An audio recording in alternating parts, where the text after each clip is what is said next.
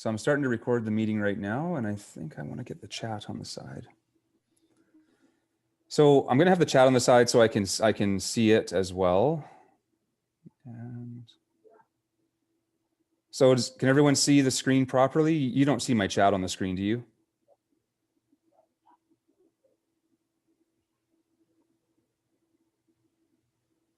Yeah, you're good. We can see the screen and we can't see the chat. Okay, thank you. Just going to make sure I'm recording here.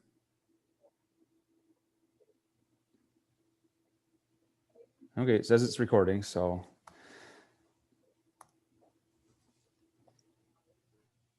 Okay, we'll get going. So good morning, everyone.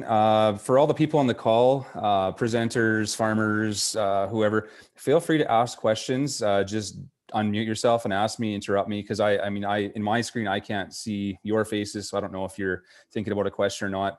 Feel free to throw it in the chat as well, if you like, to have some conversation there. And but at any point, please interrupt me, because it's not quite like in the crowd where you can throw your hand up. So welcome. Thank you for joining us this morning to the Stampseed Seed Update. This is an updated photo of our yard. We added all the bins on the right-hand side over there, and that's why FCC, I don't know if Barry's on the call or not, but FCC is one of our partners on the farming side of things here. But all those 7,500 bushel bins on the right-hand side of the picture, we added 20 last summer. So just more seed volume, more acres, and just seems to keep on growing. So all the people today on the screen there, the Seacans, Mira, and then Alliance Seed, Colin is here. I think we've got Imperial Seed on the line. Bayer Seed Growth, we've got Gus. FP, we've got Jeff. SeedNet, we've got Kelly on the line, and they're all going to have a chance to say a few words throughout the presentations. And we've also got, I think, supposed to have Barry from FCC on here. And then the Molson Coors, we were going to have Cody talk, but he had some issues in their Montana elevator where he had to fill in for some people. So I'm going to kind of cover off for him a little bit because he's unavailable. So good thing this didn't happen next week, because this is the forecast for Castle Mountain. It looks like a big powder day. So Tuesday, you won't be able to get a hold of me next week. So good thing it wasn't this week. Otherwise, I'd be a little sad. So the agenda, new varieties. That's what we're going to start with some seed company reps mixed in, and then XPT grain will be mixed in there right after the Delhi Jumbo Pea slide. We'll have Chris from XPT jump in. And then after that, we'll have the yield trials and new crop. Oh, I got new crop comparison. Excellent. Good proofreading. Yield trials at the very end with what the numbers look like going into next year. So it's maybe a couple hour total event here.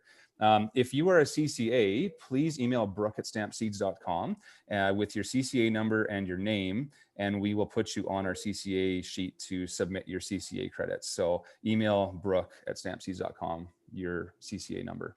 And I'm recording it, so if you come on, you might be recorded. This picture here is a map of kind of where we farm. So where the sprayer is over here is Enchant, where we're based out of. So a little bit of dryland south of Enchant, irrigation here, and then a little bit of irrigation in the Vauxhall area, Scandia area, and a fair bit in the Hayes area, actually. So it's quite stretched out, and it seems like a lot of the opportunities have come this direction in the Hayes area in the last few years. So there's a shot of those newer bins. So we've been 35 years growing seed. I've been back to the farm since 2006, when I finished university, and then slowly grew into the seed sales role with Stamp Seeds.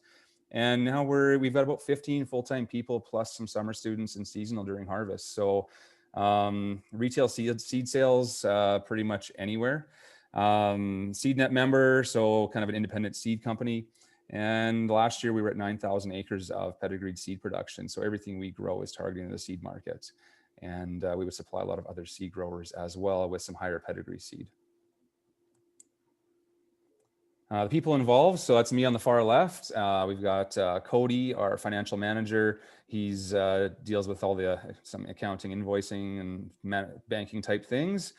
Nathan, our farm operations manager, my youngest brother. He takes care of the farming side of the business. And Matthew, treating, cleaning, construction, and some finance with the business. And I'm just the office boy selling seeds. So. Seed cleaning. So some upgrades again this year. You see the color sorter on the far right. Another reason why FCC is one of the partners on the list there. But we've upgraded. So that whole project was a couple easy dump legs. So slow speed for easy, less cracking of seed. And we clean all of our, so we're cleaning from August onward, basically, because we're cleaning all of our pulses right off the combine. So it's nonstop cleaning from the start of harvest, basically, for us.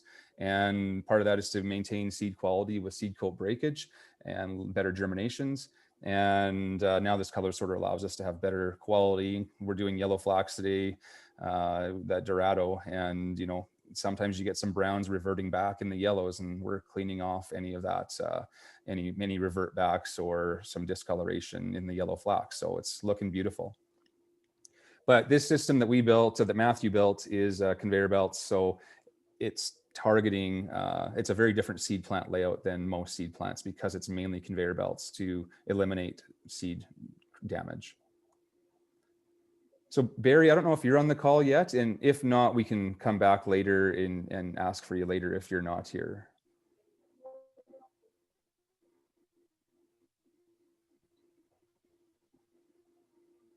Hey, Barry.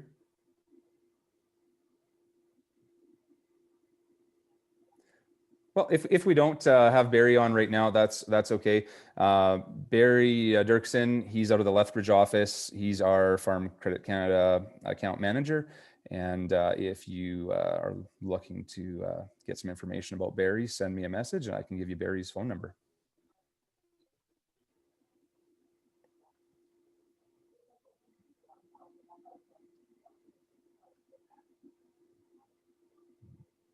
Barry, if you end up jumping on, we can get you in later. So what's new in seed treatments this year? A new pulse inoculant. So first, all season treating, we can treat year round. So if you want to get seed home in your bin treated in the wintertime, we can do that. As far as pulses go, though, that's typically in the springtime because we've got that inoculant to put on the pulse crops. So typically it's 30 days window to get that planted. So that's more of an April thing for pulses. But all other crops, we do a lot of wintertime treating. We've got a new pulse inoculant we'll talk about later. It doesn't need the polymer coating, so that helps lower the amount of liquid going on the seed and helps not have any stacking issues with the pulse treatments. On the treatment side, the only new one would be the Taraxa F4 from BSF. Kills that wireworm when it eats the seed. It's not systemic in the plant or in that root, so you could still have some nibbling. So there still is a place for some of the neonic seed treatments like the stress shield, because that product, like that stress shield, will get your pea leaf weevils in your pulses, or in the cereal crop, that systemic activity throughout the plant that maybe the Taraxic doesn't have. So might still be a fit for some of the other treatments just as well if you don't have a giant wireworm problem. Just to show you kind of some of our inventory tracking and management. So we use a cloud-based lot management and inventory tracking software, just so you kind of see behind the scenes how we do it. And this is from last year, so these numbers and bins don't really make sense. But every bin, we can see how much is in it. When you book something, we can see what the inventory level of what we have left, and everything's in the cloud. So if something were to go wrong here, we still have all the information in the cloud, of course, backed up. But that's how we manage our seed cleaning lots and keeping everything straight on our farm and different pedigrees. Jeff, you are here. Do you want to chime in on I got everyone's interspersed throughout the presentation, but Jeff, do you want to take over for a few minutes and just chat about what you guys at FP have going on? Yeah, thanks, Greg. I'm actually only here. We've got other meetings going on right now too, so I just jumped out of that one for a few minutes. So that's why I put you right first here. Appreciate that. Thank you. Good morning to everyone. Thanks, Greg, for making this possible. It's I guess different. I guess maybe we're getting used to these Zoom kind of things, but I still struggle with the impersonal nature of it a little bit, but we'll try and make the best of it. So as Greg mentioned, I'm Jeff Jackson, Territory Manager for FP Genetics here in Alberta. And yeah, quite I guess an exciting year from an FP standpoint as far as variety acquisitions. We have acquired I lost count because there were some hard whites in there, but I believe it was 11 new varieties we acquired this past spring, ranging from 2-row feed barleys to hard red spring wheats, hard white wheats, and so on, and a new field piece. So we're pretty excited about our portfolio going forward being quite strong. I think anybody in the seed business would agree that a balanced portfolio of products for the growers in Western Canada is what's needed. And so again, from feed barley, that's a couple of our exciting new products. Greg had what's now called AB Hague on his farm, was TR 18647. I think that's going to be a game-changing feed barley. Ja, maar je hoort iedereen hier, hoor. Ja, nou, die andere hoor ik ook. Dus die koor. Kan je niet praten? Dan hoort iedereen door elkaar zitten praten. That's going to be a game-changing feed barley going forward. I think here in Alberta, bred out of Lacombe. So quite excited about that one. Then some conventional wheats in an AAC Hockley, which we believe will be a very well adapted wheat, broadly adaptable to all regions of Western Canada and the prairies, which is the refuge variety in our new AAC Hodge, which was previously BW 1069. Again, that was an exciting variety that was in the regional variety or the co-op trials, one of the highest yielding varieties to come through in recent memory. So the portfolio is full now of a ton of products coming forward, and currently we have a good offering of products that are first class as well, from Viewfield to Landmark to our Arbor goats, which is kind of in a class all on its own. For a white milling oat. Recently, the Arbor goat had already been attached to a preferential milling programs for grain millers, General Mills, and so on. Just this week, Richardson also tagged it with a preferential contract arrangement. So Arborg is not only beneficial for the milling industry, or for the millers see benefit in that variety, for growers as well, the yield, standability, the agronomic qualities of Arbor goats, second to none. So kind of a win-win with that variety as well. So portfolio really that's ready to go, and Greg has available Arborgs, our chrome peas, which are real positive. We we'll be launching a new pea this year as well, called Profit. So lots of exciting things happening from an FP perspective that Greg and Snap Seeds are participating in as well.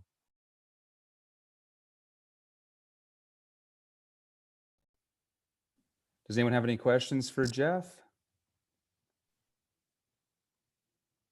We will cover a few of these varieties along the presentation here as well. So I have a question for Jeff. Are you wearing a Christmas sweater, Jeff? Yeah, yes, I am. It was ugly Christmas sweater day at we're having internal company meetings today. So it's ugly Christmas sweater day in that meeting. There's a prize for the ugliest. I don't think I'm going to win, but I wanted to participate. Oh, that's negative points at my meeting. Sorry, Jeff.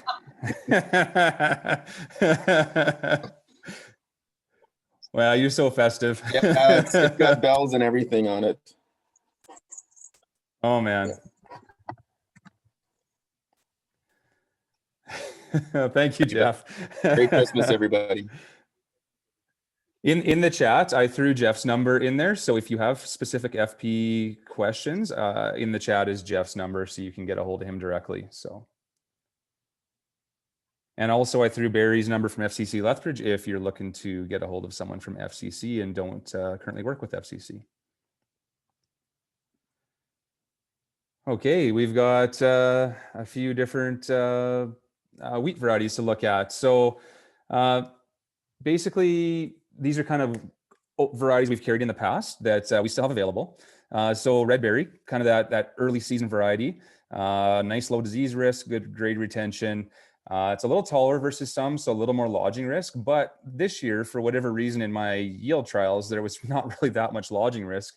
You know, Landmark is a variety that stands up really, really well, and it was side by side with it, and they were pretty neck and neck, I thought, for lodging. So I don't know, season to season, sometimes things can really fool a guy, I guess. But really a PGR. So if you look at this map on the left here, this was red berry on irrigation near Vauxhall, and that field averaged like 110 bushels per acre field average. It was just phenomenal. Now it was a perfect piece of land and really nice conditions, but in my second presentation today, it seems like when we do a fungicide and a PGR on that variety, it really boosts that yield up and above some of the other ones. So it's one of those varieties that always has surprised me every year, because you think, oh no, it's, you know, in the seed guide, it doesn't look like it's going to be near the top, but we grow it and it's right there at the top. So one of those surprising varieties for us, and it's always through the combine first.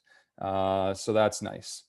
Viewfield, just some people have had just massive yields with Viewfield. It's got an S rating for smut, so definitely you want to seed treat that one. A good sprouting rating, a little on the long side for some season areas, and some protein can be a little lower. So throw some extra fertility at it on the Viewfield if you want to try and maintain your protein levels, and it will respond quite well to that extra protein.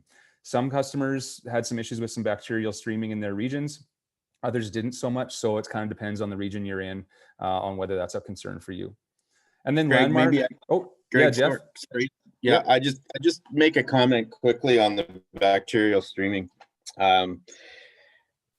What people experience on their farm, variety to variety, I can't speak to, right? That's what people see and what they know happened on their farm. From a data standpoint, from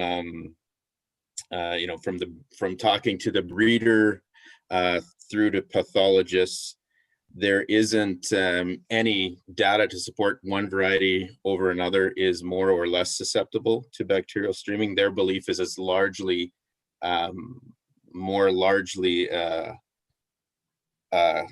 environmental or climate issue in any particular area on a particular thing.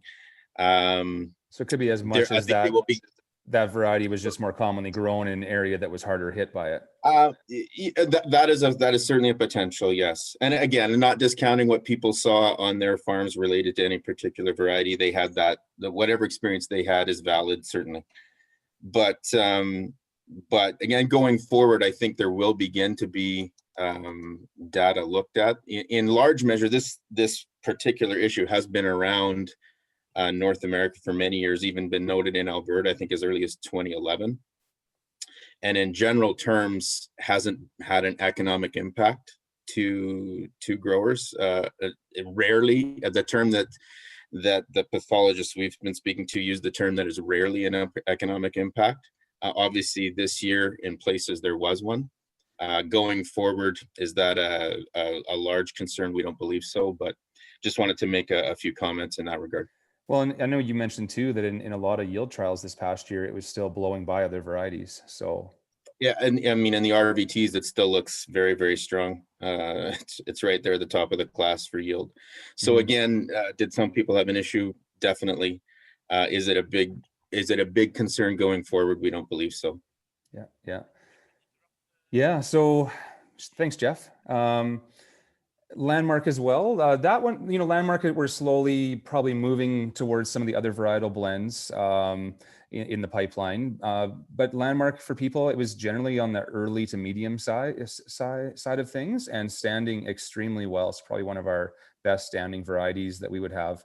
And protein on par with everything else, and very good rating for sprouting. And if you need the midge protection, that's where Landmark really did shine. So a lot of our customers on irrigation like the Landmark because it stood so well. We are planning a little run of CDC Go midwinter. I had a few customers that really wanted some Go. It's, it's old, it's been around, but some people still like it. So if you are someone that needs some, it's going to be kind of not a spring pickup thing, but more of a winter time, just connect a few customers with some Go. We're doing that. So if people are looking for that. And then new for 2021, 3 new varieties launching. And I think for the farmers out there, you're going to see a ton of new varieties of hard red spring wheats over the next, like every year. It's a struggle for me to decide which ones to grow and which ones to pick up. So it's probably even more harder for you guys to decide. So I'm hoping to do some more of a more early on testing to help us figure out which ones to grow for our region. So to try and pick what varieties and streamline things before it even comes to commercial launch a little bit better for our customers. So Leroy, it's a varietal blend for the midge, MR for Fusarium. It's maybe a little taller versus like a Brandon or a Wheatland or a Viewfield. Medium season, so nothing super long. Standability was very good. I would say kind of like a Viewfield, but we had a customer try it last year, and compared to Landmark, it laid down a little bit easier versus the Landmark in their field under very high irrigation management. So definitely, if you're under high management or high water, you might want to. Actually, I would consider a PGR on all of these. I don't grow hard red spring wheat without a PGR actually on irrigation. So to me, that's a no-brainer in farm management on irrigation. Now, dry land, are you going to be dry? Or are you going to be wet? It's hard to say, but I've seen some results that even if it is on the dry side, the PGR can still make that variety perform a lot better than normal. So that one's been selling quite well. And another one selling really well is the Wheatland VB. The nice thing about the Wheatland, it's a little shorter versus the Leroy, maybe 2 inches shorter in my irrigated plots with the PGR on it there.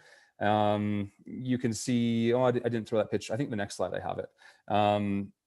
So in medium season, intermediate for Fusarium, and rust. So on the rust side, if you're kind of south of Highway 3, maybe you have to be a little more cautious about the rust resistance. But generally, that intermediate rating is actually pretty good for Fusarium still. So still an excellent variety and performed really well in our yield trials. So that one, I think between those two, they're gonna slowly take over the marketplace from some of the current varieties that are out there and quite popular. Colin, Mira, do you want to chime in on anything, or is that cover it? I would just say from what I've seen for the Wheatland for standability, in what I wasn't at your trials, but from It's what phenomenal. I've seen, it's like a Viewfield standability. Even at 2 years ago when Sherry came and did her presentation showing Wheatland in northern Alberta after 8 snows and rains and whatever it is, and the Wheatland was still standing. So Landmark in my world is a little bit taller, so Wheatland I think for sure has got some better standability like a Viewfield. And the comment on that, so I had a customer up near Vegreville and they had Landmark and Viewfield last year, and their Landmark laid down easier versus their Viewfield. And in my area, it's the opposite. It really is. It's crazy. Yeah.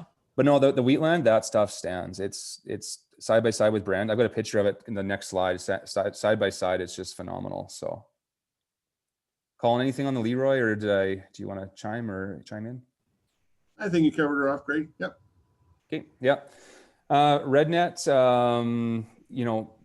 I almost peg the Rednet as if you need straw and you want to bale straw in a dryland situation, or you're an organic farmer and you need some more straw to compete better with weeds. It's got really high falling numbers, which in the organic world, some of the end users really want that, and low dawn accumulation. So really good Fusarium resistance basically, but it's a little tall, and it's medium-ish, I suppose, for maturity, but that one's a real specific fit for the right person, I feel. But we've had some people that have tested it last year that really liked it actually, and they were baling straw. So Kelly, anything, or does that cover it for you? There you got her. Thank Okay, you. sounds good. And then next fall, Russell, it's another VB for the midge, and not for the farmers in my area. I mean, not that we have midge in our area. It just seems like some of these new varieties are varietal blends that are really, really good varieties. So we're just growing them because of that. Oh, comment from Allison. How is the protein on wheatland? I found the protein on the wheatland Leroy kind of equal to the checks, like the Brandons and things like that. So it'd be a little better than maybe the Viewfields of the world, I would say. So kind of on par, not the Viewfield. Definitely you have to be careful with protein dropping a little bit, partially due to high yield with that variety typically. So, but the Russell VB, it looks like it's going to be a high pro variety with good standability and good yields. So the Russell will have mixed that in with this group of varieties for next fall. Well, not really mixing it, but we don't want any mix-ups here. Greg, maybe I just make a couple comments on the Russell there. Sure. I guess from data we've seen and from experience, limited obviously at this point, but we would suggest it's a day earlier than competitive varieties, and has an MR for FHB, along with very competitive yields, like neck and neck competitive yields and standability. So a real positive. I think a real positive. The more I see that variety, actually, the more kind of the more excited I become over it. So I think there's a lot of positives with the Russell. Yeah, I didn't have it in my yield trial because our seed quality was a challenge on that one last year due to some rain on that, because it was left out a little long. So I didn't have it in the yield trial because I didn't feel it was fair. So this year we will this year, but my Durum was quite poor on it due to one of the last things we harvested last year in the crummy winter. So this picture, so you can just see some of the, I think the next one I've actually got it labeled as to what variety written on there. Oh, no, I don't. So right here in the middle is Brandon, which, you know, industry standard variety. On the right-hand side of that is the wheatland. So, I mean, look at that wheatland. It's just beautiful, eh? And then over here, we've got the Viewfield, also very good. And we've got the Leroy. So maybe there's a couple dents here and there on the Leroy, but still very good. Now, all of this is 40 plants per square foot. On the right-hand side of my Leroy over here, that's 25 plants, and then 40 plants, and then 25 plants. So we can just see if there's some different lodging risks. Maybe there's a little bit. And I've got some of that information kind of towards the end of my whole presentation today on some of those numbers.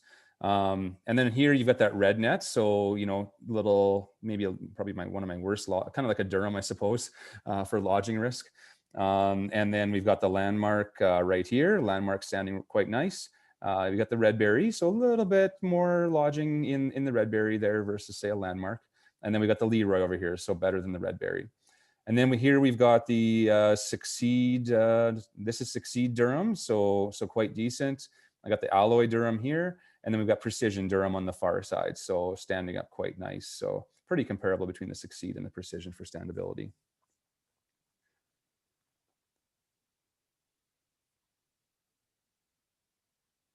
So now we'll jump into this GP Alderon. We don't sell a lot of this variety. It's a very high yielding, short stature, onless, very unique looking variety. It's on the left in my picture on the side there, next to some Paramount soft wheat. Yeah, good disease package, but it's long season. So there's some risk of bushel weight being a touch on the light side if you're just growing something for feed. Maybe that side to frost being long season, but it's a little on the long side, but it stands really well. Yeah, pretty decent variety. Yeah, we don't sell a lot of it. It's just for people that are wanting to grow a high yielding red GP wheat basically. But this year we might have more of that because of the feed prices, right? So, so maybe we'll sell a whole bunch more this year. But so far, bookings have been just kind of normal for that one for us.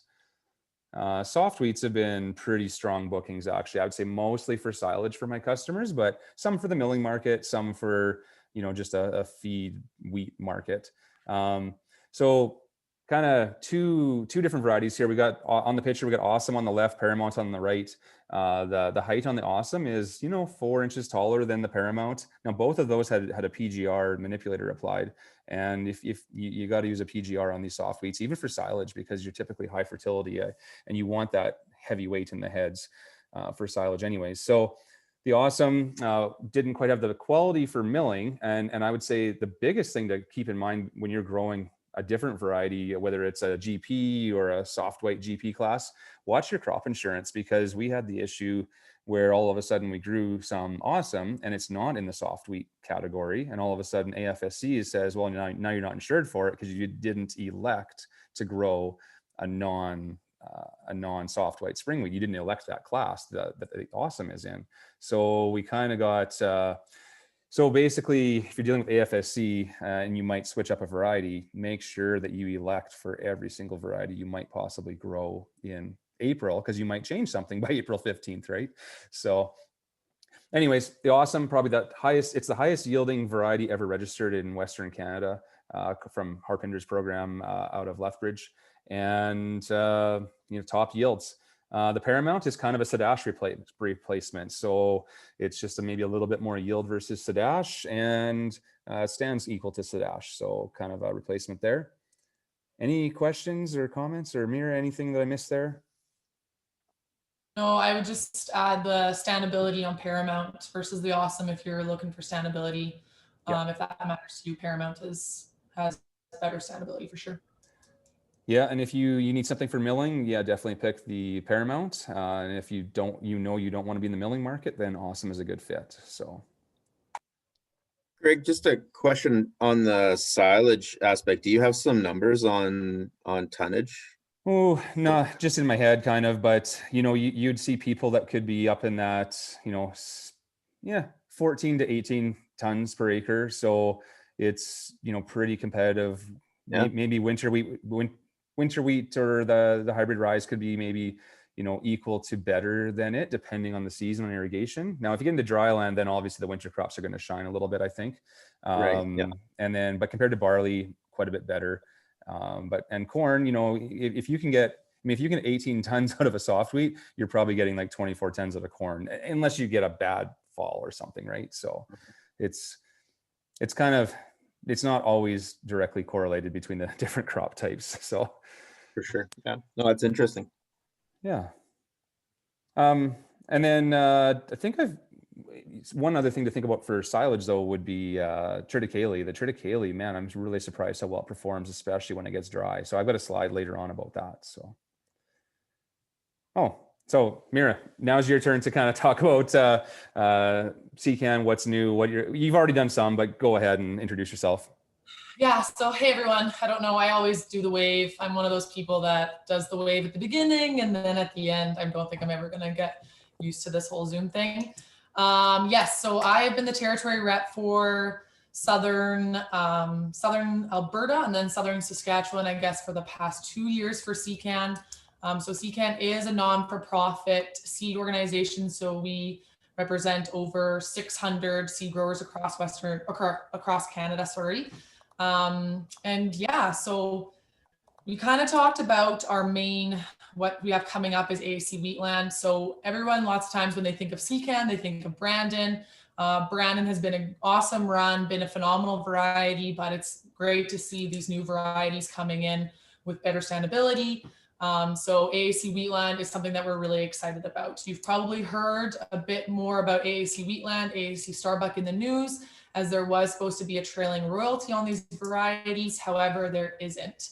So that is important to note. You still have the Midge tolerant agreement. So you still have to do some paperwork, but there is no trailing royalty on these varieties anymore. So super excited about it. Higher yielding, better standability, as we saw in that picture.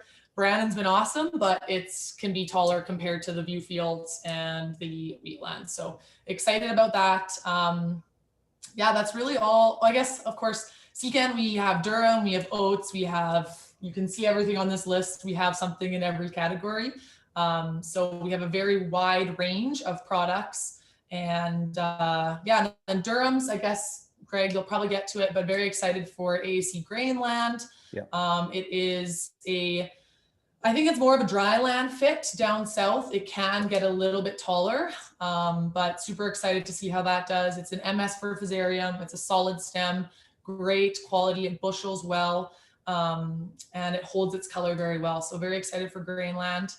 And yeah, super, like, call your local reps. Greg put our numbers in there because we're going to be sad not going out to events and all that kind of stuff. So if you have any questions about how these varieties do in comparison to some other ones, obviously call Greg or call your, I'm going to speak for myself, I guess, sad in your house alone local seed reps who are missing events.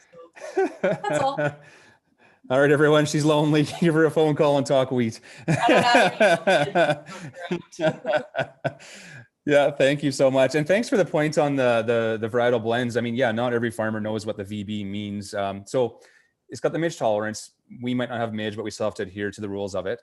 So you can save seed 1 year off certified, and that's that. So if you buy certified seed from me, you can clean up that to replant on your own farm for 1 generation off that certified seed you bought but not passed, and that's to protect the refuge that's in there.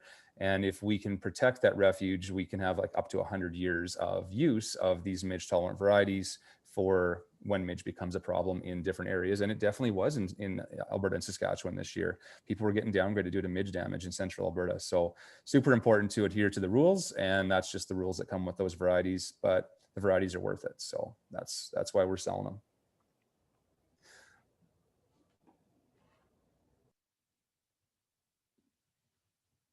Okay, CPS wheat.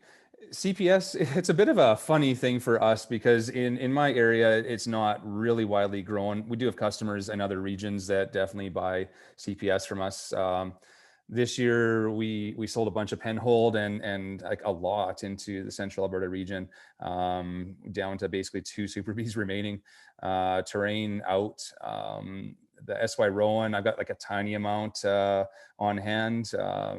So yeah, so but the funny thing with CPS is in my region, it just seems like either you grow a hard red, and the hard reds have become so good that the gap is narrowing, I think, between the CPS or the hard reds and say the soft wheats or the GP wheats.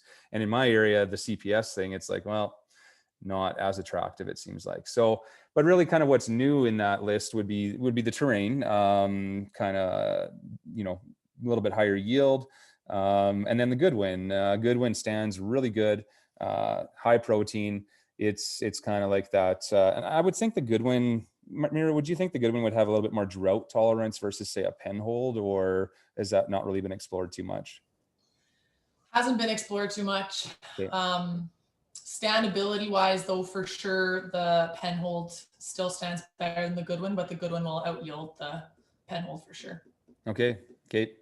Yeah, so Goodwin's the new one there this year, and terrain is new as well. So, but I always find it hard to predict when these CPS popular years are gonna come out, because sometimes you grow CPS and it goes nowhere for me, and other years you don't grow it, and it's like, oh, well, I guess we chose wrong. Can I make a quick comment there, Greg? Yeah. So the column with the lines here, just I'd say about half of the varieties coming into the market for CPS wheats, they're, I guess, a little different than the, you know, like say Foremost and some older varieties as far as the breeding program. Like for Rowan, for example, for Goodwin, for can't remember on terrain, they're actually 2 hard red parents. So they're actually bred to be a hard red spring wheat, but they don't meet the protein requirement to be registered as a hard red spring wheat in Canada. So it defaults to the CPS class. So just some of those like standability, how they do in dry land, that kind of thing. It's a little different depending on what their breeding background, I guess, would be. So It's a bit of a mismatch in that CPS category right now. I think actually hard for farmers to figure out. Actually, I think. Yeah, you have to do some ciphering to see how varieties will do on your farm, so to speak. So yeah.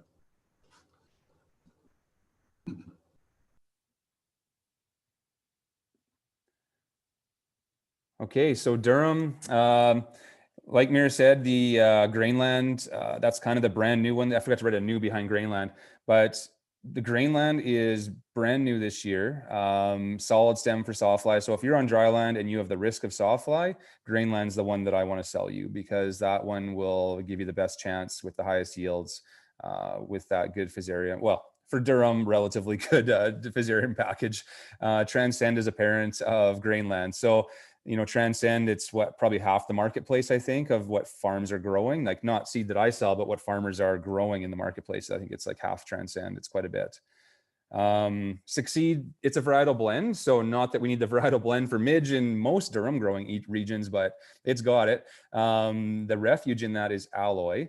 It's a big seed size. So when you look at my 1,000 kernel weight, so my dryland Durums, I think the alloy was like 43.5 and the Succeed was like 48 grams. So that's, you know, 4 grams, 5 grams difference. That's massive under both similar conditions. So, but it's always been a big seed size variety. The alloy, so irrigation, we've kind of been going the Succeed that's kind of slowly competing with precision on irrigation. The alloy kind of irrigation and dryland. You know, you see in the plot there, you know, with the alloy, you definitely want to make sure you've got a PGR on that. The alloy Brigade and Strongfield are parents, and those were two really popular varieties. And not that the parentage of varieties necessarily makes or breaks a variety, because I've seen poor varieties with good parents. But just those were popular ones that people do like. And then next fall, Gold Net launches. So that's a hollow stem, kind of like an alloy for hollow stem. And it's, you know, I'm thinking it's going to be one of our top varieties that's coming out, and some of the dryland data looks really, really good for Gold Net. So, anyone have any other comments on the varieties on that page there from our reps, or? Yeah, I might just on Succeed a little bit. The notable thing that we find with that is the yield. It's a real strong yielder. Yep. In last year's RVTs, it came out as the top yielder in the seed guide. Yeah. So a real positive from that. I mean, your note on standability, I think, is well taken, and highest protein as well. So lots of little positives about that variety there. Yeah, the video on the right was some irrigation. It's a really good field, but man, that field averaged 130 bushels an acre a couple of years ago in some of our seed production. So areas hitting like, you know, 180. It's kind of crazy that it can actually do that. So I think Durum makers will be up a little bit this year, with the price being a little better than Hard Red Spring, and you know, just yield potential being there. So, but we'll see. For my seed sales, actually, for the farmers on the call, the Hard Red Springs have been the most popular, followed by maybe barley and flax, and a little bit of everything else sprinkled in there. So it's kind of been weird, because Hard Red is not really the hot thing in the marketplace right now, but that's been my top seller. But I think it's the Wheatland and the Leroy, just two new varieties coming out as part of that. So, and everyone grows Hard Red, right? I mean, everyone's got Hard Red and something else on their farm, it seems like. So. Okay, flax. I love flax. We've got brown flax, marvelous, brand new this year. We've had that next to a few other varieties in the past couple of years as we've multiplied it up, and it was blowing them away on the yield monitors. This year, we had a few people try it, and they were, you know, had phenomenal yields. Now everyone had phenomenal yields this year on flax, it seemed like, on irrigation. Now dryland, good yields as well. You know, people hitting 35 bushels, you know, on dryland, you know, in the Brooks area and stuff like that. So it was a good year for that. But irrigation, you know, mid 60s for some of these varieties. And for field averages, and with some potential, like even us, we had some drowned out spots where from those big rains in June, and we still were over 60 on some of those brown fields. So obviously brown flax, you can sell it to anybody, and lots of marketplace. Brown makes up the majority of the flax market. But Chris with XPT, his numbers on the side there, we're going to have him talk a little bit later here in a few slides. But he's with XPT, who's been doing some brown flax with some of our customers. The Dorado, yeah. So, and the look of that's the Marvelous on the right-hand side, where in my hands. So that's kind of the look of the Marvelous this year. And that's combining Marvelous on the right there this year. And then the yellow, the Dorado, we've got the the nice thing with the Dorado is it has early maturity, stands really well, yields pretty much on par with the browns, and it seems like it matures up a little bit easier, faster. And it's got the high ALA oil content, and that's what a lot of buyers like. And Chris with XPT Grain, again, he does like that high ALA oil content. So he's been contracting that variety, and it's a really great variety. So we got a little bit of bright as well. It's not at high ALA oil content, but it's potentially a little bit of a brighter seed look. So I've got a little bit of bright, one of Seacan's varieties on hand right now as well. Now that picture there, that is our clean, that's the clean bright Dorado from this year that we're cleaning right now.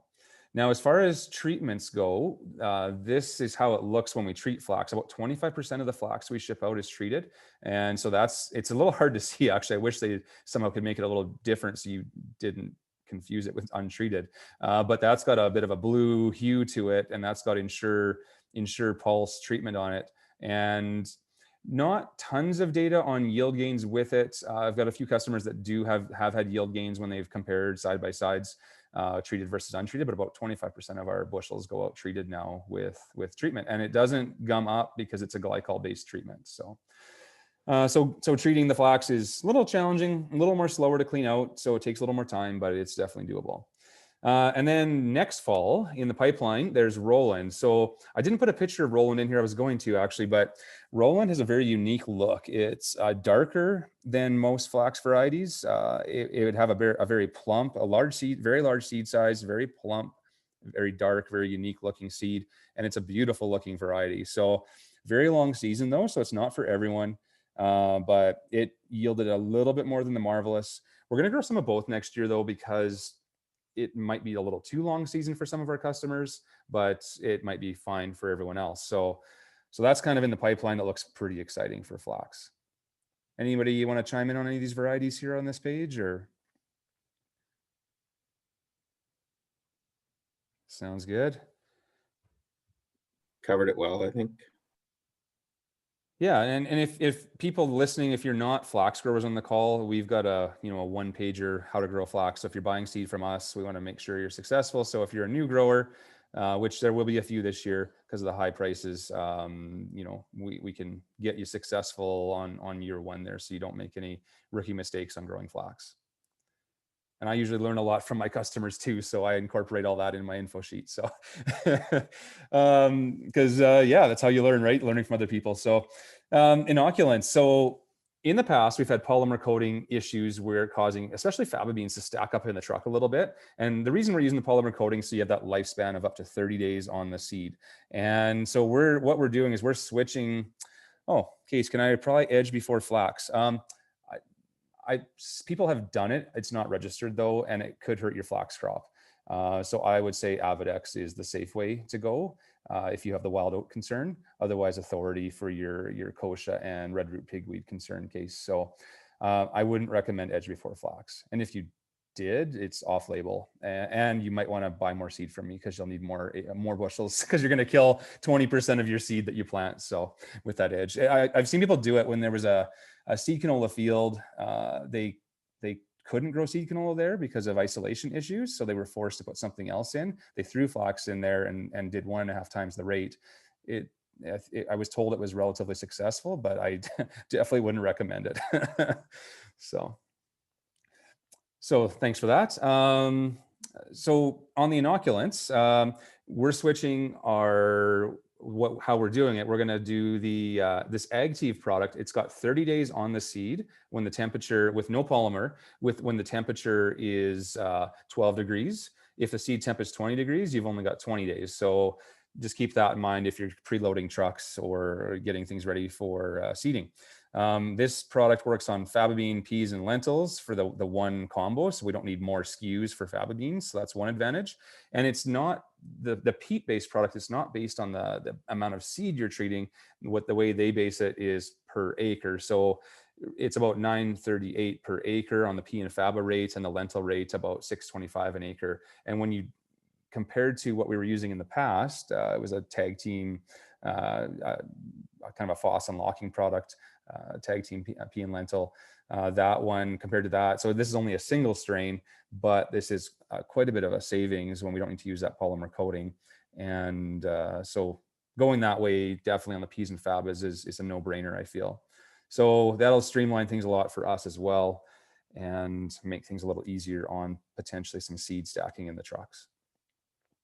Any questions on polymer or on the inoculants from our farmer crowd here, or?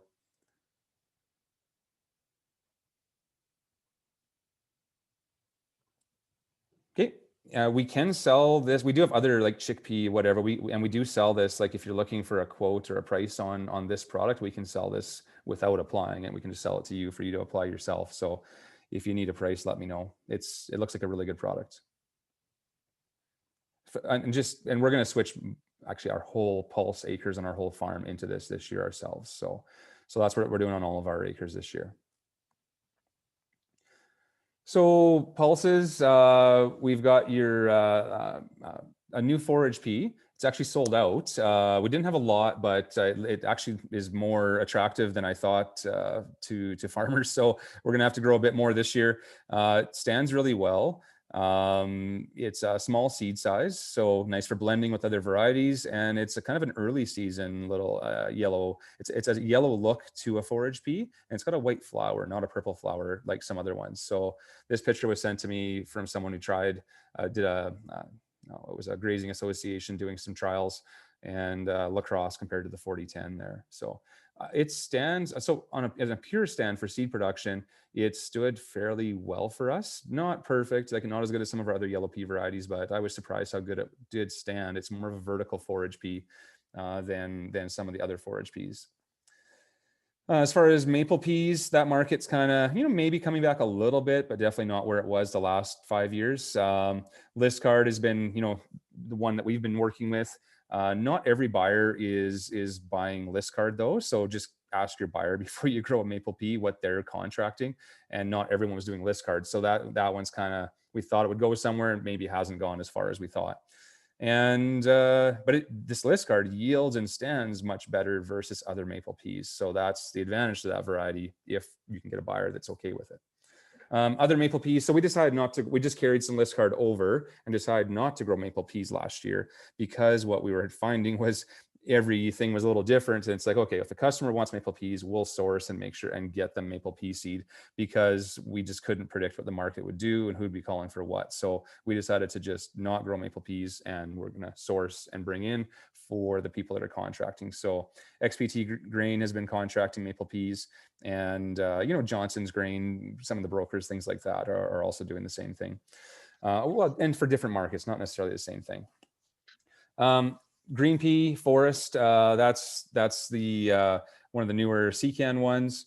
Green peas in 2019, it was hot. 2020, a little bit slow because yellow pea, I don't think I have one booking for green peas right now.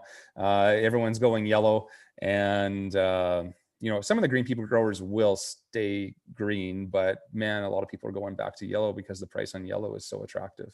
So, and locking in some new crop pricing and no downgrading risk, or very little downgrading risk.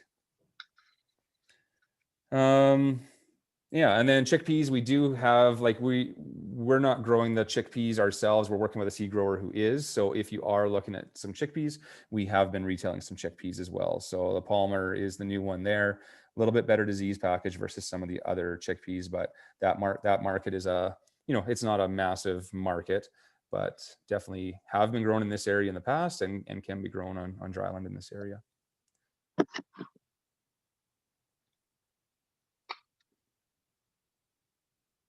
And lentils. So this one's been pretty popular. Lots of bookings for red lentils this year. I feel like right now, if you're not growing Proclaim, you're missing out in Alberta. They just perform really, really well. So Proclaim's our go-to this year for red lentil. Similar in a lot of attributes to Maxim, but just higher yield. And on this chart on the right is Alberta Crop Insurance yield data, which, once there's enough of each variety grown, then they can put them in this chart once there's enough data to do a chart with it. And it's actually pretty interesting information. And then on the green lentil, Lima, it's a clear field. not a lot of greens grown in Alberta, but a few. And it's the first Clearfield green to match the yield and the grade retention and quality characteristics of the non-Clearfield greens. So that's kind of the newest. I'd say this is the green lentil that you should be growing if you're growing a green, just because it's up to par with the non-Clearfields, but you have that Clearfield option now. If you look at here, this IBC 937, that's the Lima compared to some of the other greens that are in the market. So you can see how they look and compare. And here on the right, this is a red lentil. We've got Evergold Energy on that, and we had peat inoculant and a polymer coating. It's just a very beautiful coating on that lentil. You don't get much better than that for coverage and look with the treated and inoculated product.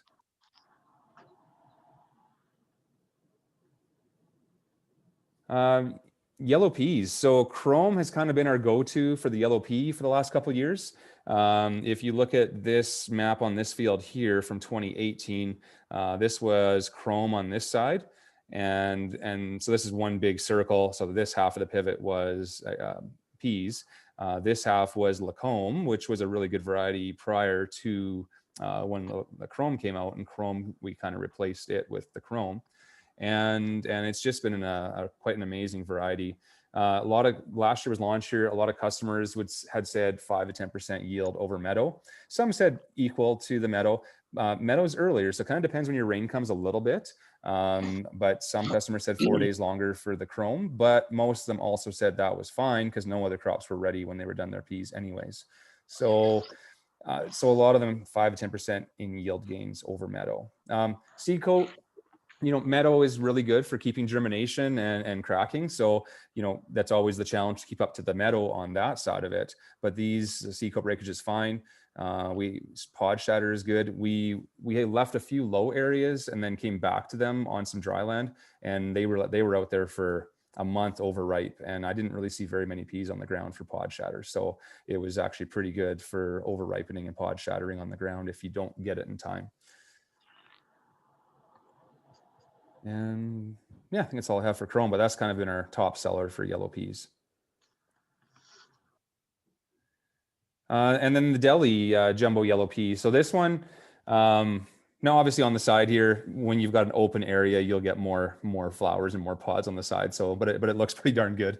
Yeah, 14% over the check. I would say the Delhi can compete pretty well with the chrome for yield. It's a jumbo, so maybe a little more seed coat breakage risk. We haven't had too many issues though, but because it's the earliest pea that we grow, it's always the first through the combine too. So we can hit this variety through the combine first and then move on to other things. So, and lodging wise, I mean, this picture, they shrunk a little bit and laid down a little bit, but it was still definitely very manageable in irrigation to pick up. So nothing crazy. It was still totally fine. And then, but early, I just like getting, if I could, depending on the size of your farm, if you can grow a couple varieties and get, some of the acres to the combine first, and then the other acres are ready later. If you're covering a lot of acres, okay, maybe it makes sense to grow a couple varieties of peas on your farm so you can do 2 different harvest start times. And then Chris from XPT Grain. So this is an exclusive with XPT Grain. They're contracting this variety both, I think, in an organic and a conventional program, a non-glyphosate program. So I think that's my cue. Chris, do you still have time? Are you still here, or are you out loading? I'm still here. Can you hear me? Yeah, you bet. I'm just going to see if I had, oh, yeah. So Chris, why don't you talk about some of your programs if you have time right now? Thank you, Greg. I learned so much from you in the last 10 minutes alone. Like every time I hear you, you share so much information. I want to thank you for that. Indeed, my name is Chris Liguriatis. I'm with XPT Grain, and we specialize on niche markets with pulses and oil seeds, and we export mostly into Asia, Japan, Taiwan, and China. I just want to touch a few things that Greg mentioned early in regards to the list cards, maple peas. Indeed, the Liscard maple pea, it stands better than the acers, it stands better than mosaics, and it yields much better. But what we found is the last couple of years, the market is not ready for switching from ordinary maple peas to Liscards. So what we find is we need to do a lot of marketing, a lot of educate the international buyers why they have to switch from maples, from acers and mosaics to Liscards. For them, it looks like a dumpy. For them, it looks something different. So if it's different, the first thing they say, oh, it should cost less, right?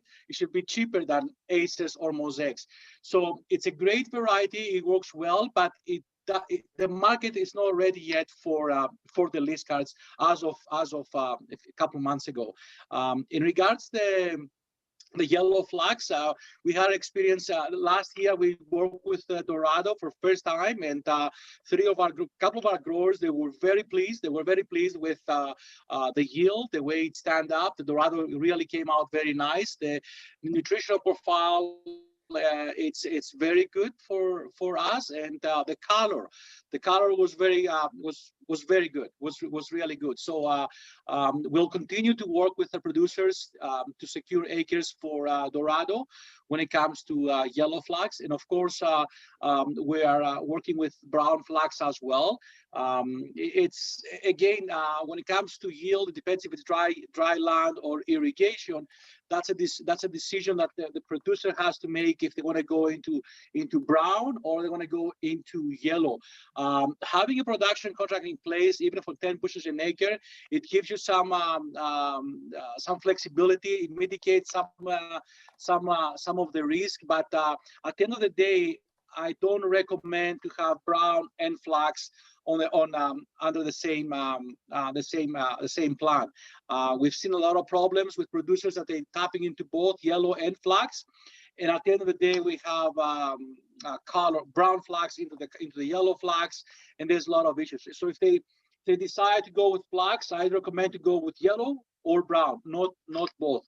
There is a little bit more premium on the yellow, because there's not so many acres, but because of the issues we see in the Black Sea region from Ukraine, Kazakhstan, and Russia, and the quality of the flax that came out in this crop year, we've seen a spike in the North American sales, and because our quality this year was exceptional. The brown flax, the yellow flax was very good this year in Saskatchewan and Alberta.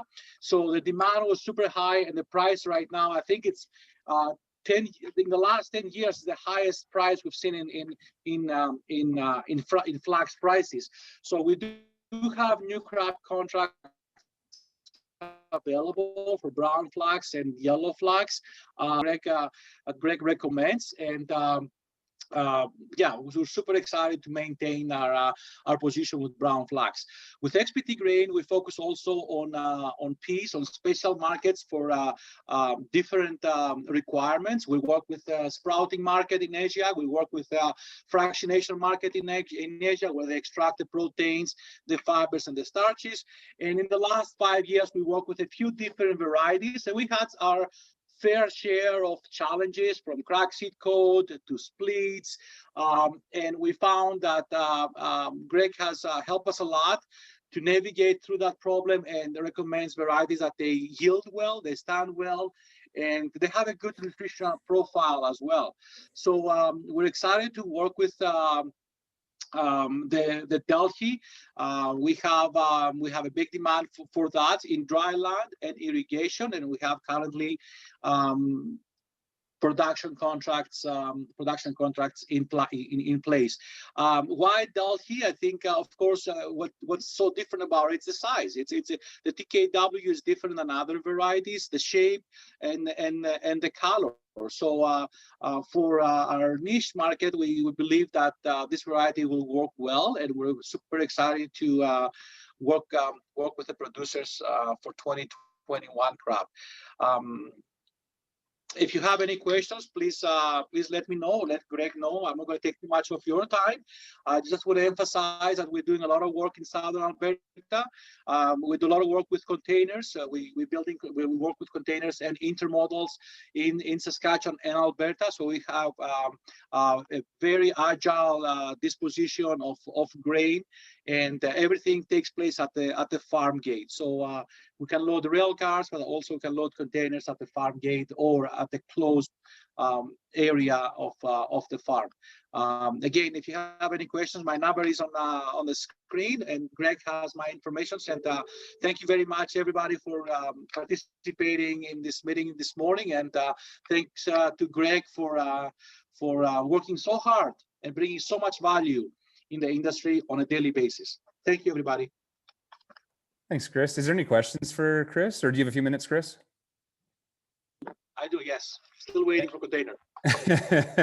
Anybody have any questions on some of his programs there?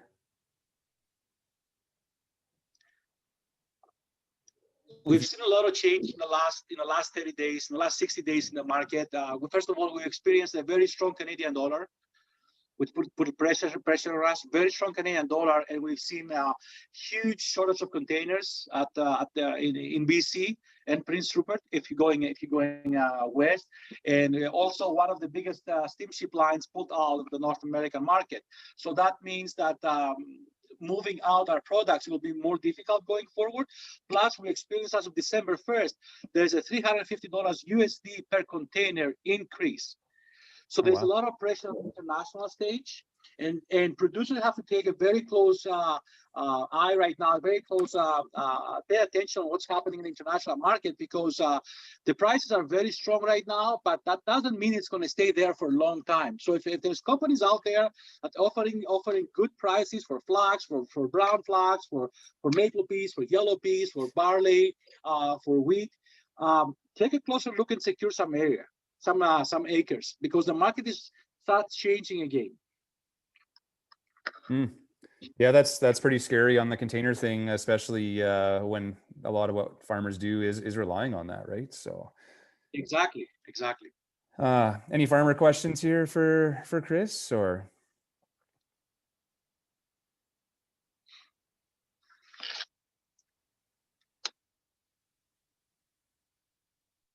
Well, hearing none. If you did, but you're on mute, feel free to butt in here. But yeah. Otherwise, yeah. So, and in case you missed it, I mean, yeah, you can load containers on farm with Chris, or it can go to the nearest container loading facility on truck from your farm. So a little bit of flexibility there. And we've had quite a few customers that have done flax and peas with Chris over the past few years. So it's been fairly successful from everyone that's been doing that so far. So it's been a big outlet for a few of these unique varieties actually as well. So. Okay, well, if there's nothing else, I threw Chris's number in the chat as well, so you can get a hold of him if you have questions on some of those crop types. Next on the list here, I've got Kelly from SeedNet. You can just introduce yourself and kind of whatever you want to mention about. So. Good morning, everyone. I'm Kelly, and thanks, Greg, for having me and putting this event on. I am the communications coordinator for SeedNet, and I have been for the past 9 months, I think. So if you don't know, SeedNet's an independent seed company based in Southern Alberta, and we have shareholder members, seed dealers in Southern Alberta that own the company, and then we have seed dealers across the prairies, Alberta, Saskatchewan, and a couple in BC and in Manitoba. Greg has already touched on almost all the varieties that I was going to talk about, but I just wanted to touch on a very exciting Durum variety that's coming up next year. So AAC GoldNet Durum will be available to seed next spring, so spring of 2022. The parentage on this variety is AC Transcend, and it's looking to be one of the top new Durum varieties in Western Canada. So great disease package on it, and the standability is fantastic. The seed guide is showing about a 12% yield advantage over a strong field at the moment. So very excited about that. I'm not sure if Greg was going to touch on fall crops, but I'll just say there's a really exciting new winter wheat available for 2021 this year. So it's bred by Dr. Rob Graff out of Lethbridge, and it's going to be the new replacement for AAC Gateway. So it's a milling quality winter wheat, which is really exciting. It has high protein, good winter survivability. It's a short, strong straw, so it's really good for irrigation and dryland. So very excited about those. We also have a really exciting new hybrid rye coming out in 2021 as well. That's KWS Serafino, and it's looking to be the top yielding grain with the KWS lineup there too. So also very exciting. Those are the only varieties I wanted to touch on. If you have any questions, feel free to call me, or if you have any more or looking for any more information, you can go to our website, which is www.seednet.ca, and it has all the dealers and varieties there. So that's all I had to say for today. So thank you, Greg, for having me on today. You're welcome. Thank you. I'll just throw I forgot to throw your number in here on the chat. 894-29. Okay.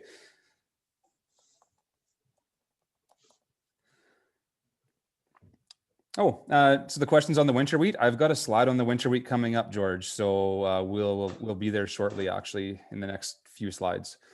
Yeah. So thanks for the comments there, Kelly. And I threw her number in there. So if you have SeedNet questions, you can talk to Kelly. So yeah, 5 more slides, and then we'll be to that network winter wheat. So faba bean, and after I get through this, or maybe it's the next slide. Oh yeah, the next slide. Vicky, on the next slide, I'll get you to chime in, Vicky. So a few different varieties of faba beans we've been growing. The FB9-4, large seed size, export markets. It's kind of been the go-to for the Egypt market.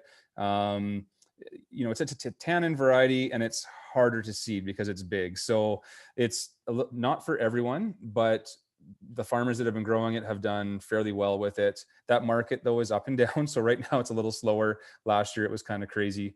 It's always kind of up and down on that export market. Snowbird, this one, it seems like we're selling less and less Snowbird over time. It's a medium seed size. It's low tannin, so definitely into the feed market. This year, the feed market's pretty strong, actually. I mean, look at peas, the price of peas and all that. So that's pushing up that feed pulse market. The human market, it can go into that, but it can be hit and miss on a year like this, where they might prefer a 9-4 if they are going to import something. Fabel, it's a new one. One more year till kind of the full blast launch of Fabel. I'm working on a program it won't be like an export program, so hopefully more of a domestic program, and hopefully it can be a bit more stable versus some export markets for faba beans. And that's always been the problem, is no stability in the faba bean market. So this one, it looks to be 5 to 10% or more over the check, which is Snowbird. So that's massive for yield advantage. It's got low visine convisine, so that's better for the human food market or the plant protein market. And it's got tannins, but it's apparently a low tannin. And working on getting some information. On how it will fit in the feed place, in case there are some that can't be used for the protein fractionation or export. So potentially it could be exported as well. Medium season, similar to Snowbird, maybe one day longer, but what we saw last year with a few people was, even if it wasn't as ripe at maturity, it seemed like it still didn't get frosted as bad, and you didn't see the black seeds as bad. So it might actually perform really different, even if it isn't fully dried down when you get a frost. So that's quite interesting, actually, and would be a huge advantage. Medium seed size, maybe a little bigger versus a Snowbird, so seeding rates might have to be a touch higher on average. And then a new one this year, the 219-16, it's a zero tannin, but it's smaller than Snowbird, so probably not for that export market, but for, say, a cover crop use or people hitting the feed market, it would cost you less to seed and treat and grow them, and easier to get through some seed drills. So where the faba bean has maybe some feed market use, this one might replace some of that in the snowbird faba bean market. But yeah, it's kind of, the faba bean market is so broad and so different, it's hard to know which way to go sometimes on some of these varieties. So oh, and I had a comment here on the data on the fall rye as well. So I'll get back on the fall rye. I've got a slide further down on rye as well, near the winter wheats. So on the faba bean market, the majority of what we sell is the FB9-4s. There's been a few people that have dealt with them, and Vicky, I think you're the only one on the call, unless I'm mistaken. If there is someone else on the call, chime in. But otherwise, maybe Vicky, do you just want to talk about kind of what you've done in that marketplace or what you're working on? Oh, you're on mute, I think. Go. Oh, there you go. Great meeting. Thank you very much. So I was quite excited to see the FB94 come off the AGT proprietary a couple of years ago, and jumped in with the help of Greg's providing some seed. And we've had 2 very successful years of selling faba beans into Egypt and the Middle Eastern markets. We've actually opened a couple of new places. We have some stuff going to Jebel Ali, which is a first, and a trial shipment going to Kuwait. So what we're hoping with the FB94 market is that people will start to identify with it as a crop that they can get from Canada. Typically, we come in early before the Australian crop, and that's a good place for us to be. So we try to ship it out early. However, this year, the large Australian crop is a little overwhelming. And indeed, if they have carryover right into our season, that could impact next year. So right near the next year market is looking, we're going to have to wait and see. On your Fabel, Greg, I feel like a kid in the back of a car going, are we there yet? But I think Fabel is going to be a very interesting crop in the future because of its low visine convisine. It's very adaptable to the food industry. And we're going to see that change. And again, the are we there yet comment, I think it's coming. So I am very positive about that crop. For us in the north, we remain kind of committed to the zero tannin crops with the snowbird, the 219-16, which are really almost quality crude for us. We're seeing the feed market just gobble them up. Right now, there is no Egyptian food market for them. Number one, they didn't like the quality we shipped them. And number two, it's just, I would say been, we have better quality this year, but the market is saturated. So we grow fabas on our farm. We're finding the biggest thing, and we think the single most attractive part of it is the fact that you can grow a faba bean and not worry about a phanomyces. That's become in the minds of many pea growers. And so we've been advised by Charlotte Phelps that we should be able to grow a faba bean every 4 to 5 years, coupled by a pea every 4 to 5 years. So we're thinking that is good. Anyway, that's a quick over and out. Is that sufficient, Greg, or do you have any other questions? Yeah, no, that's fine. So Vicky's contracted faba beans from people. I threw her phone number here in the chat. So on the 9-4s, she's had a program. Now on this yield thing here, typically we see the 9-4s yielding similar to snowbird. Yeah. And I would say in the comment case, the 219-16s would be about equal to snowbird in yield, maybe a hair more, but very, very similar yields. So kind of just depends on what market you're aiming for.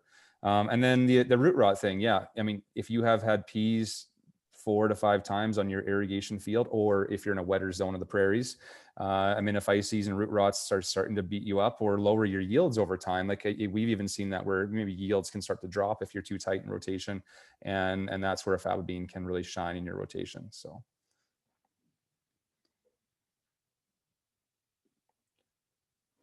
Okay, any questions for Vicky specifically from the group, or not really?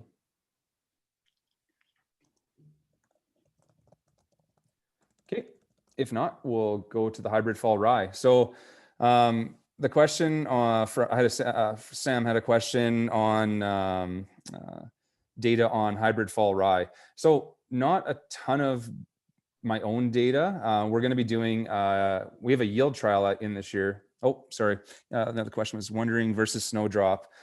Snowdrop, yeah, snowdrop was a yield penalty. These will not be a yield penalty. So they'll be equal in yield to a snowbird for that smaller seed size faba bean. Snowdrop was 10% less versus snowbird. These ones will not be, they'll be equal from what we've found.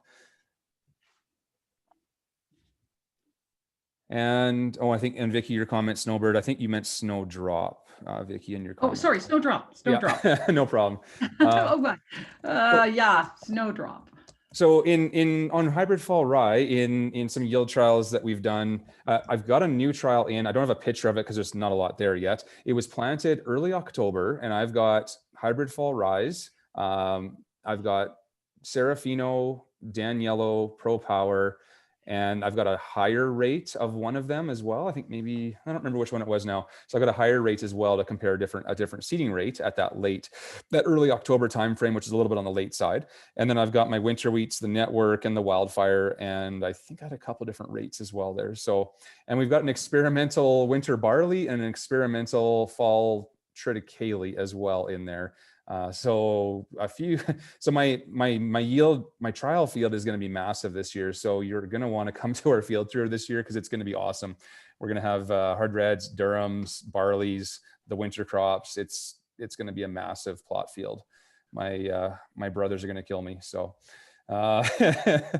the hybrid fall rye, I mean, that market's been interesting. A lot of rye has been going in the feed market with that higher feed price right now. The rye market, it's not a massive market for milling and distilling. So the growth is in the feed market, and there's been a lot of research on feed rye in the feed market. And on my website, stampseeds.com, if you click on the rye page, I've got a lot of links to either silage or feeding for cattle or pigs or chickens. And there's been a lot of research done, and a lot of it brand new in North America. And it's got all that research if you are looking at using it for feed or working with someone you sell your crop to for feed. So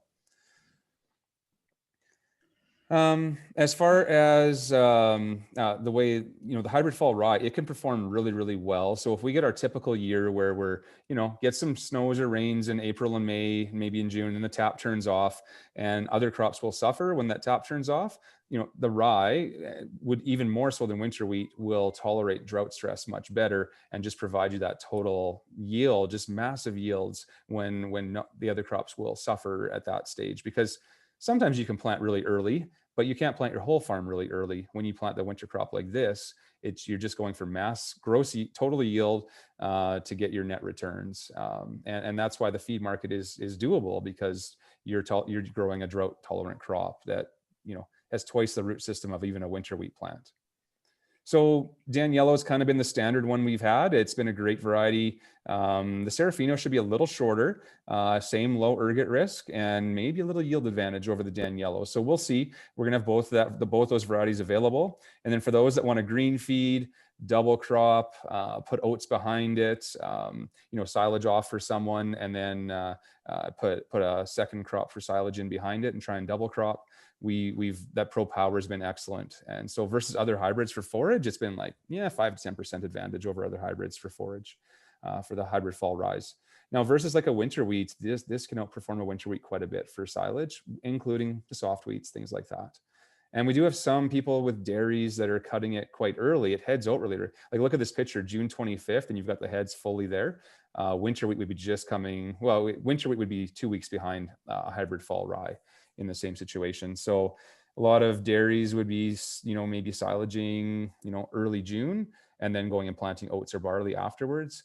Some beef feedlots are doing, early July and then planting something afterwards to do double cropping. Now, the earlier you plant your rye within reason, say you plant it September 1st versus September 20th, you will get slightly faster maturity the next year. It's not directly related, but somewhat related. There's a shot of Dan Yellow on dryland near Warner this year. So this crop, I think, did, I want to say in that 130 bushels per acre range on dryland near Warner. So just fantastic. And we had silage customers getting, 15 metric tons of silage, so that kind of relates to about 150 bushel crop in that region this year. So just crops were phenomenal. But this is Dan Yellow down in that Warner region. Winter wheat. So the new winter wheat from that question, Wildfire kind of has been the standard one we've sold the most of in the last few years. It's a little on the tall side for some irrigation, so and it's a little long season for some people as well. So if you want something a little earlier, otherwise it's a great variety. But if you want something a little earlier, so still on the long side, but not as long as Wildfire, but something that's got high protein, direct replacement for Gateway, great for say silage or irrigation, or if you've and the drought tolerance, actually, even though it's not as tall as the Wildfire, the drought tolerance when it's dry, it would be pretty equal in yield to Wildfire. So on dry land, you might be equal to Wildfire. Irrigation, this probably outperforms the Wildfire, but we'll see. I've got it in my yield trial this year. Nice thing is you got the rust package, and you've got a good winter survival, which something like a Gateway didn't have a very good winter survival. So this would, Wildfire is very good for winter survival. This one is good. So that's excellent. And this one will be available this coming summer for sale. So we'll have both of these available this summer. Now, the look of it is, this is Wildfire here. This Dr. Rob Graff, the breeder, is in front of his network winter wheat here, and this combine is doing the network winter wheat. And actually behind it is red berry. So we planted the network quite late. So this shows you how early red berry is. So the combine is hitting. Now, the network was probably mature for a few days because we just didn't get to this plot. You know how plots go. You do some of the other ones until you have time for the small plots. But we were harvesting this network at the same time as the red berry behind it. And that just shows you how early red berry is. But we planted the network, I think it was early October, so a little on the late side, the year prior. So barley, man, that's exciting this year. So we've got, we'll go with the pictures to start with here. So this was Austinson on this side, both with a PGR on them. I believe it was ethereal, irrigated and high yield potential. This is the ESMA standing straight up, the Austinson, lodging some, which is expected when it's such a, even with a PGR, Austinson can lodge on irrigation.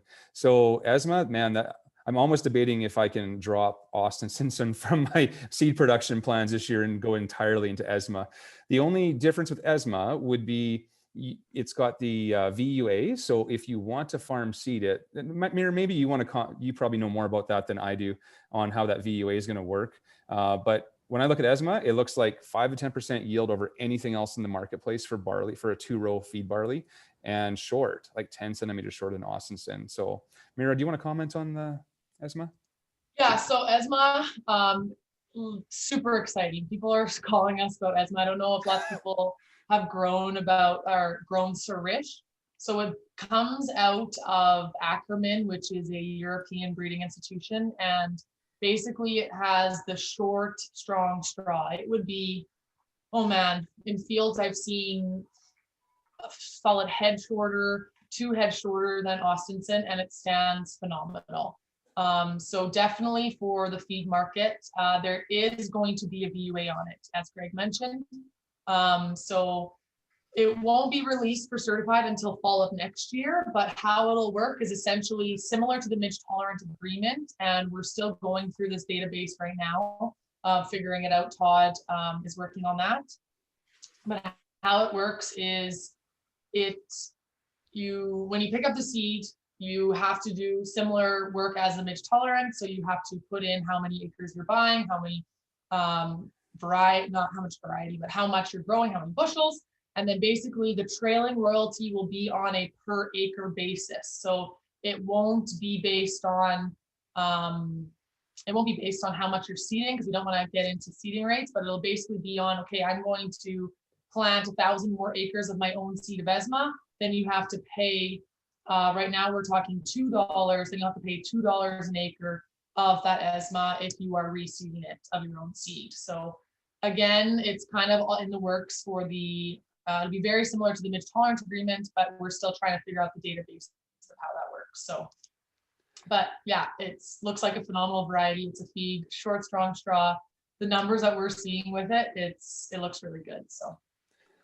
Yeah, and I think, there'll be a few farmers that'll maybe push back a little bit and say, oh, I don't want to grow anything where I've got to pay something if I want to farm save seed.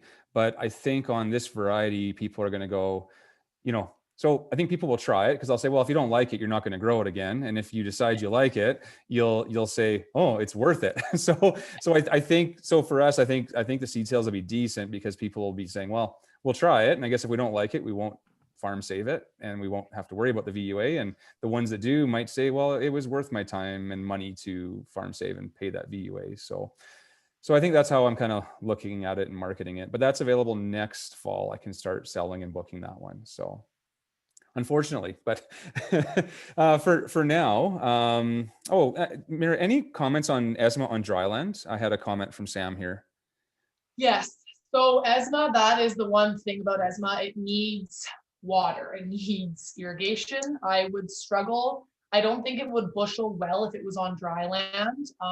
I struggle to recommend it in southern Saskatchewan just because we don't get enough moisture. It's definitely more of an irrigation fit. I'd say northern Alberta, awesome. They get 13 inches of rain. It works well, but it's definitely on dry land. We haven't seen, I guess, too much of it on dry land, but I don't think it would bushel as much on dry land than it would with irrigation. So it definitely needs moisture. So think about that. And I think maybe there'll be the odd seed grower that maybe will have some on dry land. So maybe we can see a little bit this year and see how it compares. That's so nice of you, because you know what, my Civ brain forgets all. I'm gonna mute. She's getting muted. As far as growing that variety, so yeah, I'm not sure how it'll fit on dry land, but hopefully we'll learn a little bit this year about how that would fit. There is a few other dryland varieties in the pipeline that potentially could be like that.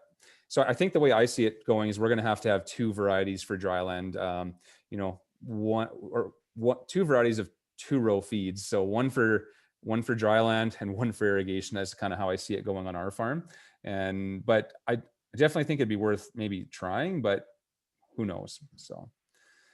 For now though, Austenson, that industry standard 2-row feed silage variety. That's if you need a 2-row, that's the one to go to in from what I've seen. If you're on irrigation, PGR probably is pretty important. But Austenson always sells well. And Cadillac, that's kind of been the newer one. 6-row, semi-smooth on. Looks like 6% higher forage yields versus other barleys when it launched. And we did a yield trial the previous year, and it was like 18% yield advantage beside Austenson actually on irrigation. But it's a forage type variety, so perfect for forage. For grain, I do have some grain customers growing it. If it gets dry though, like on dryland, I wouldn't necessarily, in my area on dryland, I wouldn't recommend it for grain. I would say for forage you'd be okay, but for grain, stick to the irrigation or a wetter zone where bushel weight won't be an issue. Colin, any comments there? I would concur exactly with what you're saying. That was my note here. We had a couple of people in the kind of Swift Current, Kindersley area this year growing some, and bushel weight was down. It was just a hair over 40, 41 kind of thing, which is 5 or 6 off of some other 2-rows. So bushel weight would be the one out of some wetter regions, but as far as yield and forage yield is really good feedback. So. Okay. And malt barley. So a couple interesting things here. So we've been working with Molson Coors. Basically, they're malting out of Calgary with this new variety from their own breeding program in the U.S. They've got their own breeder and, spent, I don't know, it might have been 40 or 50 years they've been breeding now, actually. Or maybe it's not that. I'd have to look. But anyways, they've got this Bill Coors 100 really early, like 4 to 5 days earlier than anything we've grown for barleys. Stands really well. It's nice and short, kind of similar height to the view field in my truck picture there. Did lodge a little easier versus the view field though. Seeding rate, typically low. It's a big seed size, but it tillers out really crazy. So we did some next slide, I've got some trials where we tried to see about the seeding rate and didn't really learn anything. But yield wise, so Chris from Coors, or sorry, Cody from Molson Coors. So his number's on the screen there. So if you want to call or email him, he couldn't be here today because of some issues at the elevator in Montana where he's based out of. So that's an American number there. But if you want to call him and ask about contracts, what he's looking for is irrigated growers in Southern Alberta, kind of that Highway 3 corridor. But essentially it's being malted in Calgary. So that's where it's ending up. But he's looking for growers. He'll be contracting in January. And I know it's going to be a bit of a challenge because the feed market is hot. So they have to figure out what they can afford to pay and contract and what they want to do. But this variety, it's been yielding like our feed varieties. So that's one thing that, you know, has the advantage there with that variety. So, but I can only sell this variety to people that have a contract with Molson Coors. But it's so early that it really helps stretch out your combining. So that's been really nice. There's a shot of it going through our combine there. You can keep it standing quite well. And yield and quality has been really good this past year. And we've ranged in that 140 to 150 bushel averages on some reasonably good fields. So really happy with that. Metcalf, we always sell a little bit of Metcalf, it seems like. So that's available. Copeland, we're going to do a short winter run, kind of like our CDC Go. So kind of a February pickup, kind of more of a clean and go with the Copeland. I do have someone looking for some Fraser as well. So if someone wants to team up on, if there's other malt varieties you need and you want us to source for you, we can do that. So if there's a specific contract you want to get and you want to get a price from us, so let me know. But basically, our main one has been the Bill Coors 100 malt barley variety.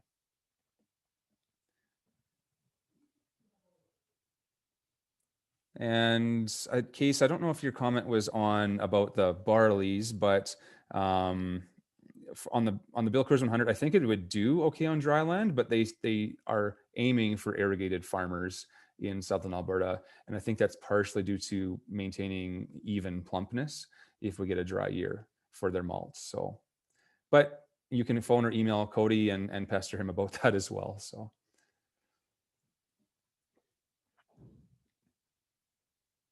Now this is from 2019 crop year, so not last year, the year prior. And this yield map here is also from that previous year. So that year we averaged 152 bushels an acre. This year, 140 was our average. But in this plot, you can see the lodging risk from above here. You've got Cadillac, Austinson, and this plot, the trial was not in a perfect location. So I'm going to redo some barley yield trials this year in a much better field. But, you know, we had the Bill Coors 100 standing pretty good. Austinson and Cadillac showing some more lodging in the same kind of situation. And yeah, this was an experimental variety, actually, which we're not growing anymore, but it stood really, really well and was really early, but it didn't yield as much as the rest of them. So. Oh, Gus from Bayer. Gus, are you still in? Do you want to say hi and still comment here on seed growth? For sure, no worries. So, hi everybody. My name is Gustavo Barahona. I'm the market development agronomist for Southern Alberta with Bayer Crop Science, and I also cover for the seed growth portfolio this year. So I work with commercial seed applicators like reg seed growers involved in commercial seed treatment business, and provide support for all the seed applied products and work with growers and seed plants to understand rates, formulations, and compatibility with our products. So for new this year, there's really nothing new on our cereal, pulse, and soybean front. For our cereal, we'll still have and support Raxel Pro. It's definitely been a lead product for us over the past 10 years. So I mean, if it's not broken, don't fix it. So yeah, with Raxel Pro, get the best of both worlds. It's our contact and systemic protection that offers control for most diseases in seed and soil-borne diseases, in cereals.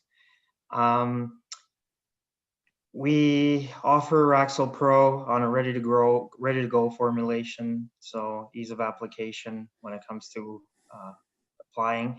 And it's good viscosity with different weather parameters is really good when it comes to treating seed.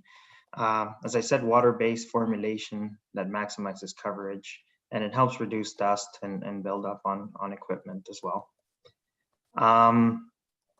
This cereal formulation is also available with our Group 4 contact and systemic insecticide, Stress Shield. Greg touched base on this in some of the slides earlier. The imidacloprid or the stress shield component is systemic, so hence the abiotic stress mitigation. So it gives us an opportunity to control diseases, insect pressure at a seed level, as well as at a seedling level. So the story we like to focus in is on the great control mechanism. It's got below ground and above ground, and also helps create room for healthier and stronger emerging crops. On the pulse seed treatment, it'll be the same for this year going forward. Trilix Evergold and Trilix Evergold Shield with the insecticide component. It's got group 7, 11, and 4 on the Trilix formulation. And it's the co-pack version, the smaller packaging. It's a lower viscosity product, so it treats really well during fall and also spring.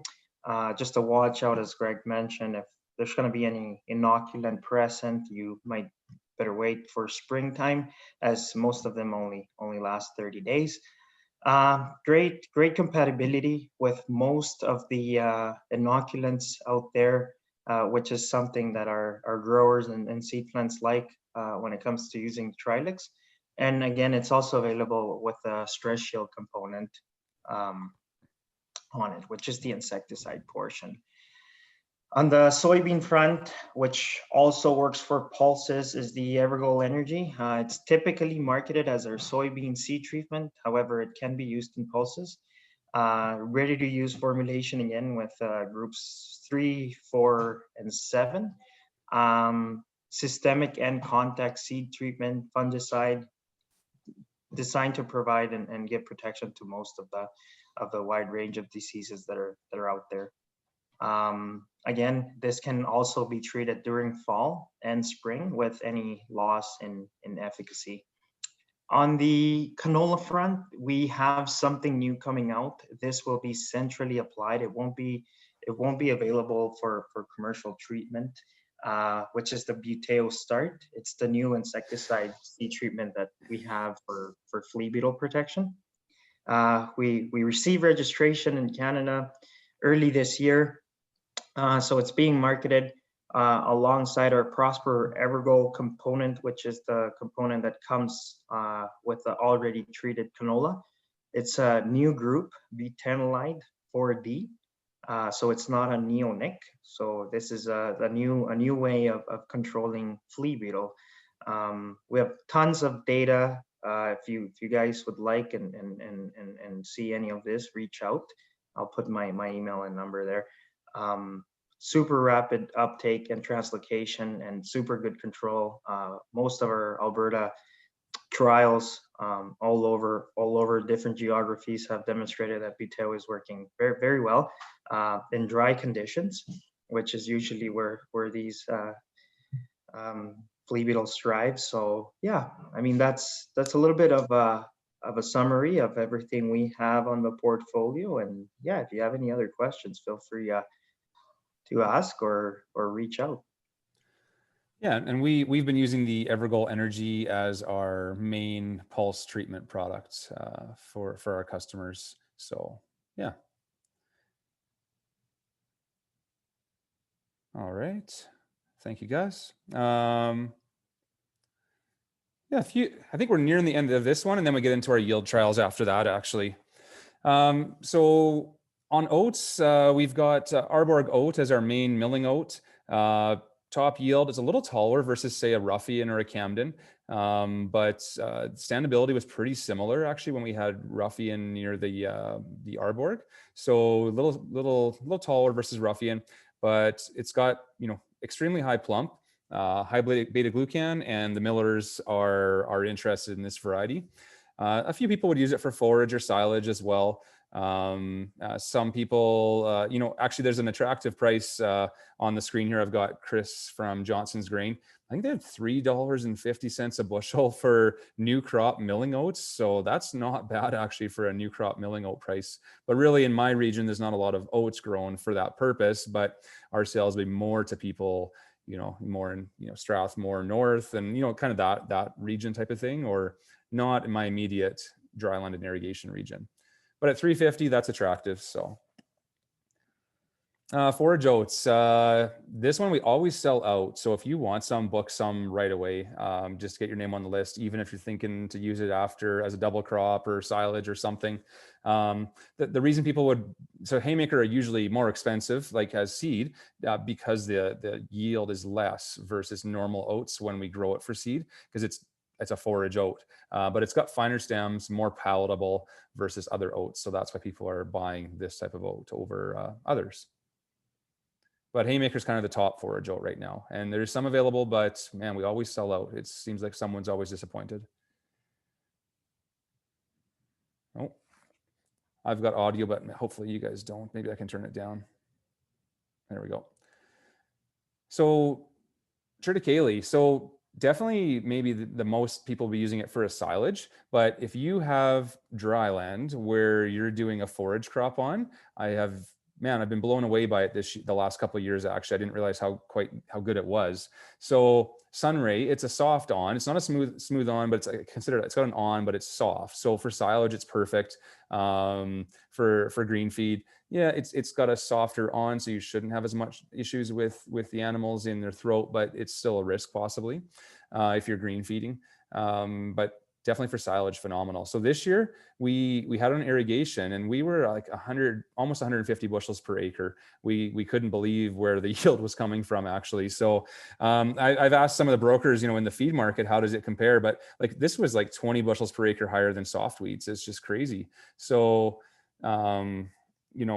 in the feed market, they discount triticale a little bit, it sounds like. So maybe it's 10, 15 bucks a metric ton, but the yield potential is phenomenal. Now, if you're on dry land for forage or even grain, in 2019, we had this near some Durum and it was like 40% higher yield versus the Durum side by side. So that's just unbelievable.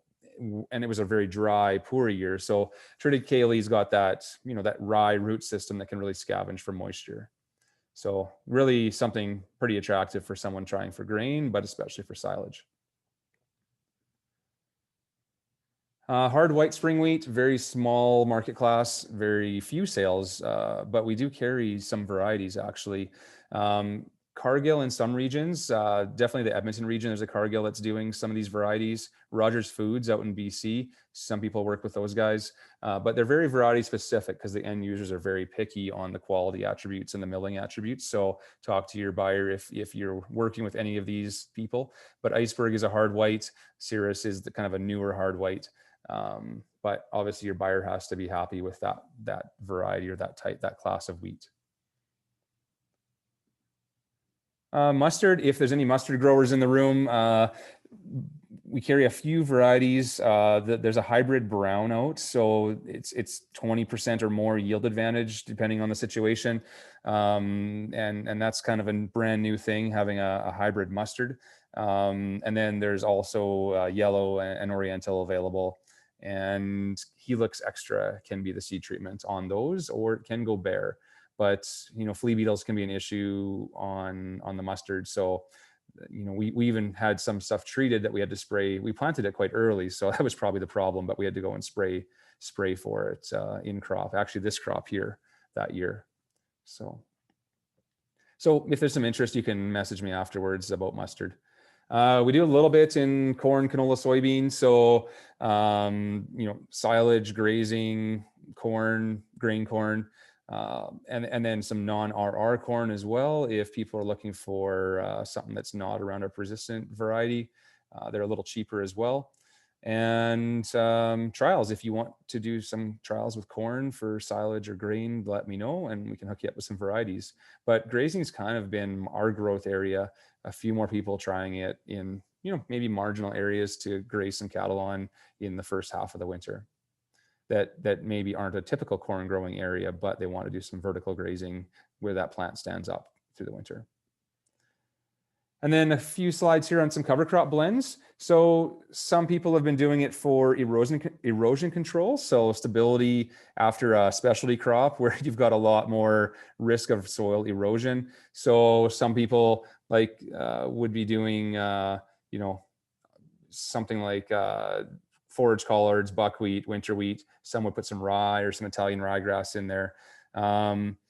There's quite a few options, like all these as pure products, or we can do the standard blends, which these on this bottom part are just your standard blends. But some people have just done, even for cover crops, just rye or oats, and planted, you know, say oats or barley in the spring, then planted your seed canola into that, or your beets into that, and broadcast that on, and or spread it on with a heavy harrow and a Valmar type machine.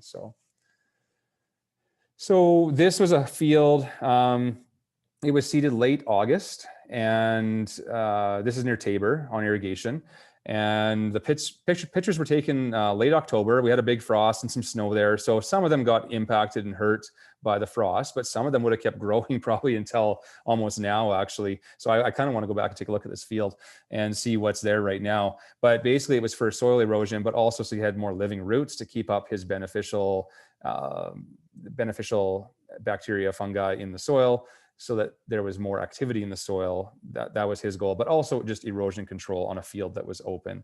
So in the spring though, yeah, your oats or barley, so if you know where that specialty crop is going, you know, winter wheat or rye. The risk with rye, you have to be careful on, say, canola, is that allelopathic effect from the rye going to impact your canola. So the timing that you kill that rye can impact how your canola germinates. So talk to me if you're going to be needing rye for something like that, because you don't want to impact your viability of your small seeded crop due to rye's allelopathic effect in the springtime. But yeah, holding soil. I've even had some people try and, you know, spread rye.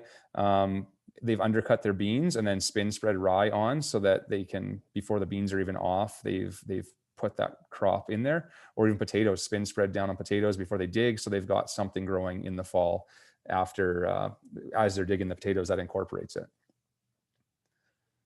And then if you're looking for something new or unique, there's a kind of a dryland forage, I would say, Truman. It's a very diverse and very hardy forage, alfalfa variety that can take some temporary flooding, which we can get, and then extreme drought, which we can get. So that Truman's perfect for our region. Irrigation, you know, there's some low lignin type alfalfas, some perfect dairy type of alfalfas, things like that. And this would be perfect for something like that because of better availability to the animal of the plant. And then Timothy, there's a new Timothy, and that's from Brett Young, actually. And it's kind of gives you kind of a yield boost, but also quality and regrowth on the Timothy. So if you're a Timothy grower, Catapult's kind of the new guy there.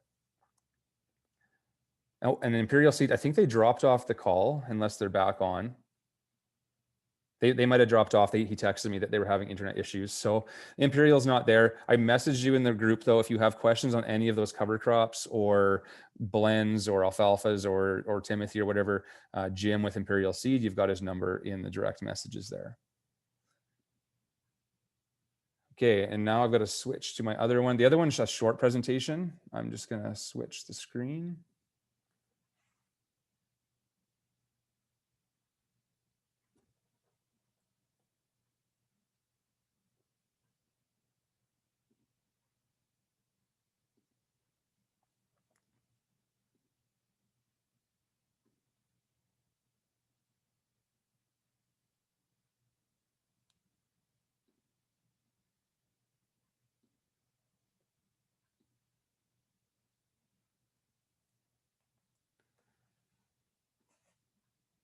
Okay, we're going to jump right into kind of some net returns. It always takes a while. It always takes longer to do these things than I think, even though I'm just kind of modifying them from a previous time, because you always end up changing something. So this is just your general look at it. We'll go down to the net returns, but you can see what I've got built into it: inoculant, seed, fertilizer, treatments, fungicides, trucking. The trucking I didn't really look that close at, so that could be kind of off. And this is kind of just on the average farm, not necessarily ours or your farm.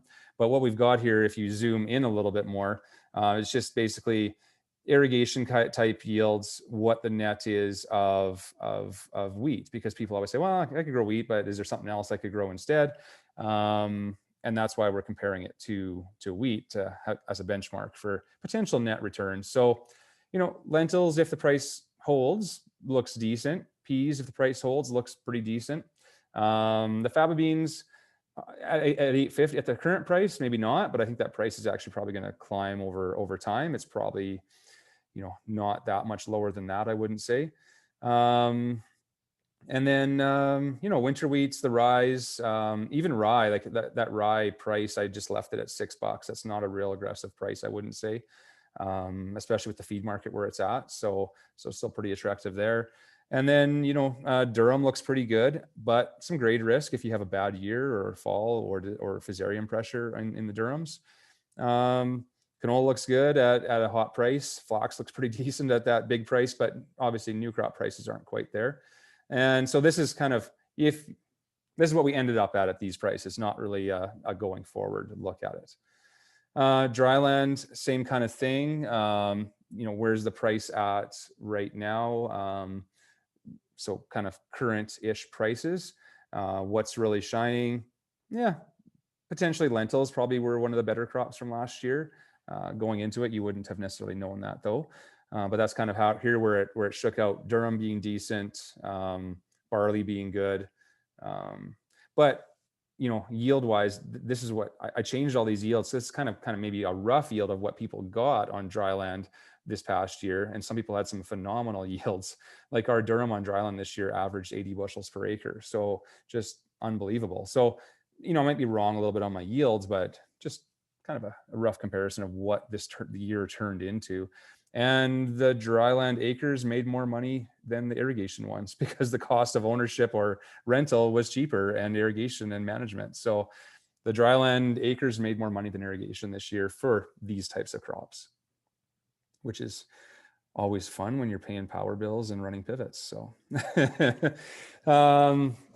but we'll get dry again, don't worry.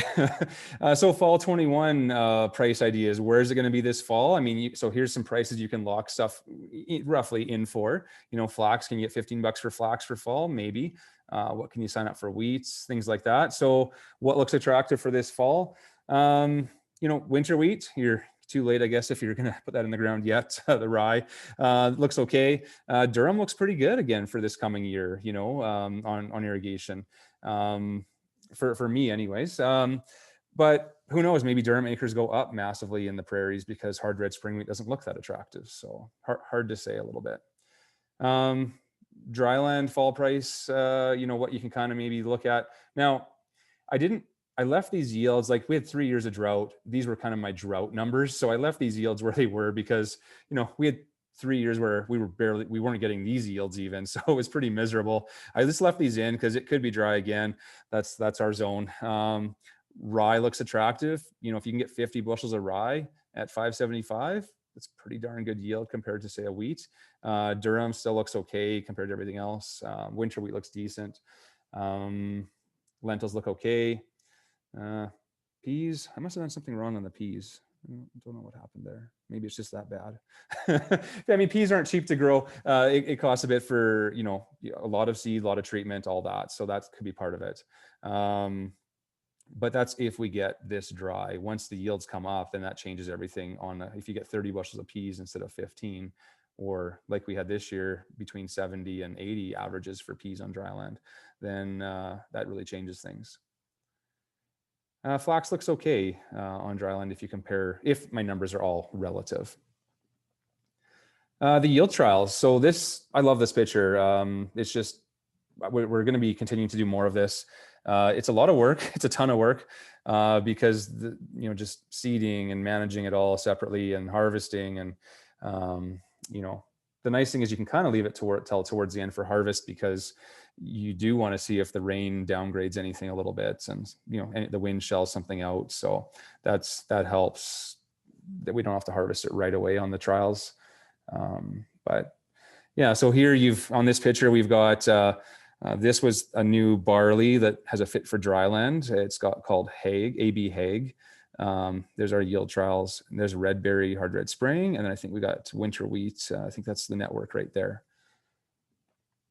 So what we did with the trials, and you all saw some of this information, so I won't be too detailed because you probably saw it in your emails from me. 40 plants per square foot. I want it to be aggressive. How does it perform when we're aggressive? How does it lodge? Fertility. Now, the only problem we had was we had all that rain, and I think the rain might have leached some. We spread this on ahead of time and worked it in. Did it convert over? Did it leach down lower when it rained and cause us not to have as much lodging? So the yields were still good because maybe it caught that nutrients later on, but did it leach it down so the lodging wasn't as big of an issue because we didn't see a lot of lodging pressure in our plots. So that's possibly what happened to us there. We did a PGR on the one half. So the half with the signs had PGR and fungicide, the other half did not. I wanted to compare how do they perform when you treat them a little better versus not.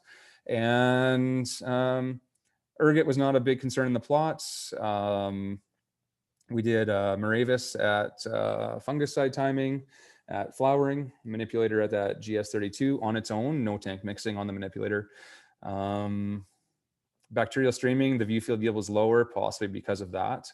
And we had 7/8 of rain on the plots while it was standing, and the plots were harvested a little on the tough side because we just wanted to get them through the combine. And so we corrected the moisture to 14.5 to make all the moistures equal, so that because obviously we wanted to make everything as equal as possible in the plots. And seeding rates, there was different seeding rates for each variety, and that's because the seed size and germs were different. They were all quite good, but it did range across all the varieties. But we wanted the same plants per square foot there. So there's that picture again. We saw it before. I explained that one already here today. Mid-season from straight above. So this half of our plot did not have, on the left, it did not have a fungicide or PGR. And then this half over here on the right, it did have the PGR, and you can see the sprayer tracks from the fungicide we went across with our sprayer there.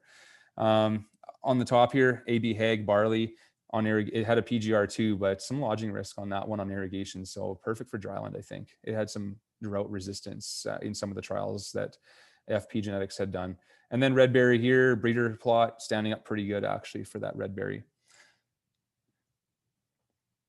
Labeled here. So I talked about all of this, but that's just to show you, the durum on the left, all the wheats there on the right.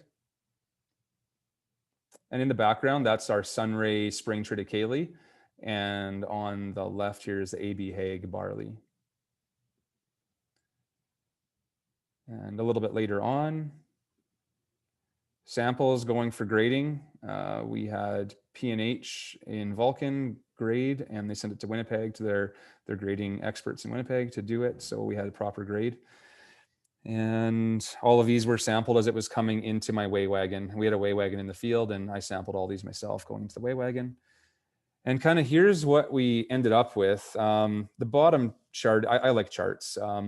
The bottom one is really interesting. So when you look at say the plants per square foot on the 25 versus 40, and I did this because some people don't really calculate that when they figure out their seeding rates. But when you've got, say, it looks like we saw 25 plants was a little bit lower yielding versus the 40, but then it trends down a little bit here. Generally, though, I would say I like higher plant stand because it tightens the flowering window for disease and ergot risk, as long as you don't impact your standability. Which in this case, it was not impacted, but there is some risk of that when you go higher plant population. Well, when you look at this, you've got your Leroy at your 40 plants here. We've got Wheatland shining quite well. Now, the dark blue is the PGR and the fungicide. And so some of these varieties really responded well to that. And it seemed like on some of them, it went the other way. But the Durums, for sure, they responded really well. The red berry responded awesome. The Wheatland and the Leroy, it seemed like it responded quite well also. But it seemed like Wheatland, red berry were kind of the ones that responded the most. Now, when we did no PGR and no fungicide, like look at the gap between that on red berry. So I've had some customers comment and say, oh, red berry, it wasn't quite as good, or the neighbor said it wasn't as good. Well, I tell them you should use a PGR and a fungicide, and it will perform quite a bit better than everything else. And then it'll be earlier to harvest. But I think I think Wheatland would be an awesome fit as well, and Leroy. And then the Durum side, what a gap, hey? So is there any questions on these charts from anyone at farmers as or seed reps or whatever, as we're looking at all this? I found the proteins to be all pretty similar, all really high. Falling numbers were interesting. I didn't see the massive falling numbers out of RedNet this year like we normally do, so I'm not 100% sure why, but yeah, falling numbers can be an issue in some areas, some years, where elevators are discounting or for that.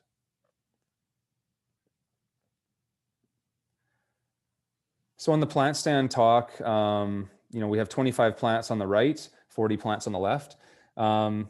When I did some counts in the field, it seemed like there was 15% more seed rows per head. So at the lower plant populations, the head was bigger. That makes sense. So there was 15% more seed rows in the head, but there was 40% less heads per square foot. So if you measured a foot a row, pulled the plants and counted the heads, there was 40% less heads per foot a row versus the 40 plants. And at the 40 plants, there was, it finished flowering earlier. The tillers weren't hanging on and flowering later. So that was nice. There was about 15% rows per head. So the heads were smaller, but there was way more heads when you had that almost double plant stand, right? So for us, we really, on irrigation, for us, it's a no-brainer to go to 40 plants and do a PGR. And yield gains, it showed it in the plots there as well. And Colin, Alliance Seed, you didn't have a chance yet, I don't think, to really just introduce yourself. So this is the last person. Hopefully Colin's still there and not away from his computer. No, absolutely. No, thanks. Okay. Yeah, no, that's awesome. I just want to say that in my 20 years doing this, 21 years, the plots that you had, in the summer were probably the most representative of what I would expect varieties to be going into it. Partly a function of the year, partly or mainly just because of what you guys do and the time you take to do things properly. So hats off to you and your team on that. And I look forward to seeing your trials there next year with everything lined up. So I'll just reiterate, I think like you mentioned, Leroy, varieties, other varieties like Wheatland, those two I think are probably the new leaders for yield. In different geographies, does a growth inhibitor work? It makes sense. I think it does. That has kind of been shown. Leroy is a midge tolerant, like Nero went over. So there is some rules around that, but definitely those couple hoops jump through are giving producers, a 10%, yield advantage over other varieties. I guess I think it was back in like the early 2000s with canola, when we were kind of trying to position with farmers to grow at least two different varieties, like an early zone, mid zone, late zone, and have different varieties in place. I think wheat has kind of caught up to where canola was 20 years ago. There are 15 really terrific wheat varieties, and they each have a little bit different attribute of how they can perform and contribute to your farm. One example would be, like if we pick Roy for top end yield, if you can find some acres to put red berry on, to kind of differentiate on the maturity of things and really kind of spread out not only your risk, but just what you can see on a given year. So, I kind of think the people I'm talking to this last few months, from what I've seen with like with manipulator, really kind of most places it really has a fit.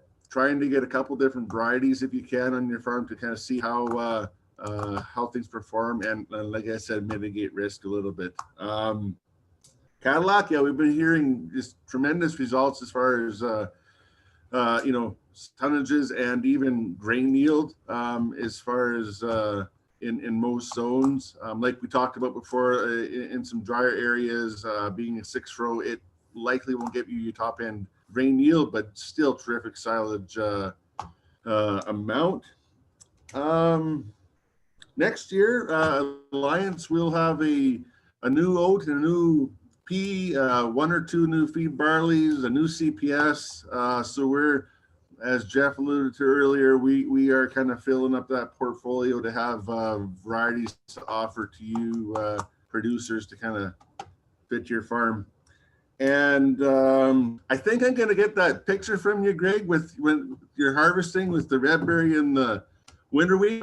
I don't think I can, I don't think it's agronomically correct to say red berry as early as winter wheat, but that picture sure does allude to the earliness of red berry. I think the guides say 3 days, maybe 4 days, but it's all of that.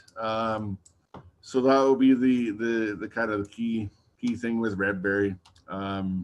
Anyway, thanks for the meeting. Great plots. Look forward to working you going forward. So, and any questions, feel free to give me a buzz anytime. I'm like Mir. I'm kind of stuck at home, and I like talking cereals and other varieties. So, it's good. We've Colin, we've got Dr. Rob Graff on here. He's refuting your claims as early as winter wheat. Yeah, like I said, Rob, agronomically I can't say that, but it was a neat visual. The picture is good. We were definitely late on harvesting the winter wheat there, so it was mature prior to that. But yeah, yeah, no, that's perfect. Just a segue into me to highlight the earliness of red berry. Yeah. I did like the or I had a customer up in, I think maybe I said that earlier, but customer, he said he was about 5 days earlier with red berry versus anything else in the neighborhood in the Vegreville Vermilion region this year. So central Alberta there. It was pretty interesting. So yeah.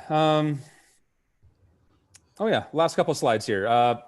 We did some trials with barley. So this was our Bill Coors 100 malt barley here. One side to the other, I don't know if there was really much of a lodging difference. It was really hard to pick out. What we did here was like 110 pounds an acre versus the, about 130 pounds an acre of barley on the rest of the field. And yield wise, now we didn't go and put it through the weigh wagon and grain cart, which is, what you should do. We just thought, okay, if it shows up on the yield map, or we can see different lodging or whatever, maturity in the field, we didn't really see much of anything. And I think it's just because the variety tiller is out so much more than anything else. So, you don't have to buy as much seed, I guess. I'm disappointed. That's all I have for today. Is there any questions you want me to go back to or anything like that, or anything we missed here? Yeah, Greg, with Jacob Cody. Hey, Jacob. Hey, just about that bacterial disease. It was on our farm, eh? And yes. We got the result back from Brooks. Yeah, what did Mike say? It will be bacterial blight. Okay. But there's more concerns in our area too. So other farmers maybe too, don't give any names. So that's privacy-wise. So, and there was also, you see it over here in the Western Producer from November about this. You read that already? I haven't seen that article, no, but I know there's been some chat about it. Yeah. So that my concern about. So we bought already another variety on your. Yeah. Well, and as I'm chatting with. As I'm chatting with farmers, I am, we're talking about it, and a few people are making some alternate decisions. I mean, Jeff's not on the call anymore, but yeah, I think it's a concern, and I'm really concerned that we don't screen for it when a new wheat variety launches, because I want to know this, you want to know whether a variety is more prone to it or not. So yeah, I mean, you never know in the future, so that's why we. I know. We got Brendan just a stroke, and it was didn't affect. So that's why they tell those guys Yeah. So I mean, pester the wheat commission, and I think as farmers we need to know when a new variety comes to market whether it's got some susceptibility to that bacterial issue. So If you want the quality, and I can scan it and send it to you from the results from Winnipeg, from the laboratory. You can email it to me or text it to me. Sure. Yeah. Yeah, if you want to. It's not about disease, but yielding and all that stuff. Oh yeah, sure. Yeah. If it's just the article though, I do have that paper though. So. Okay. Yeah. Oh, that's comment all. Here. Thank you, Jacob.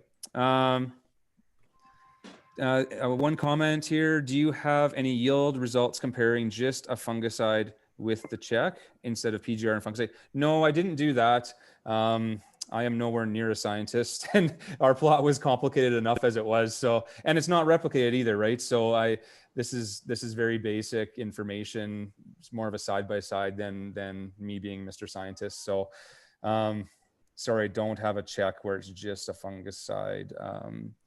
Just a fungicide with the check. So, but I think there's something to that bit of a synergistic approach. I don't know if it really is synergistic, but it just seems like some varieties respond to that higher management in general. So whether that PGR helps delay it a little bit or changes how the plant grows a little bit, it seems like it's.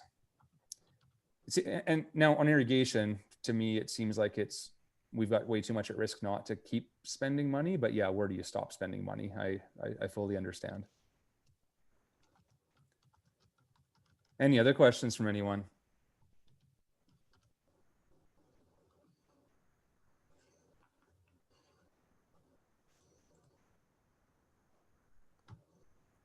Okay, well, butt in if you do. But basically, that concludes the meeting this morning. If you have any questions, give me a call today or tomorrow or early next week, and we'll be kind of closed down from the 24th till early January there. And we have been doing quite a bit of winter shipping already. Cleaning's ahead of schedule. So a lot of varieties are ready to go. We've done a lot of treating already and planning on a lot in early January. Early pay discounts invoiced before tomorrow. So basically, if you do want to get on my prepaid discount, we would invoice you by tomorrow, essentially. So let me know if you need that. And yeah, I'm in the office this afternoon, tomorrow, if anyone has questions. So. And thanks, Greg. With that, we'll end the meeting. Thank you so much for attending. I think we had about between 20 and 30 people throughout the meeting. So it was great. Thank you.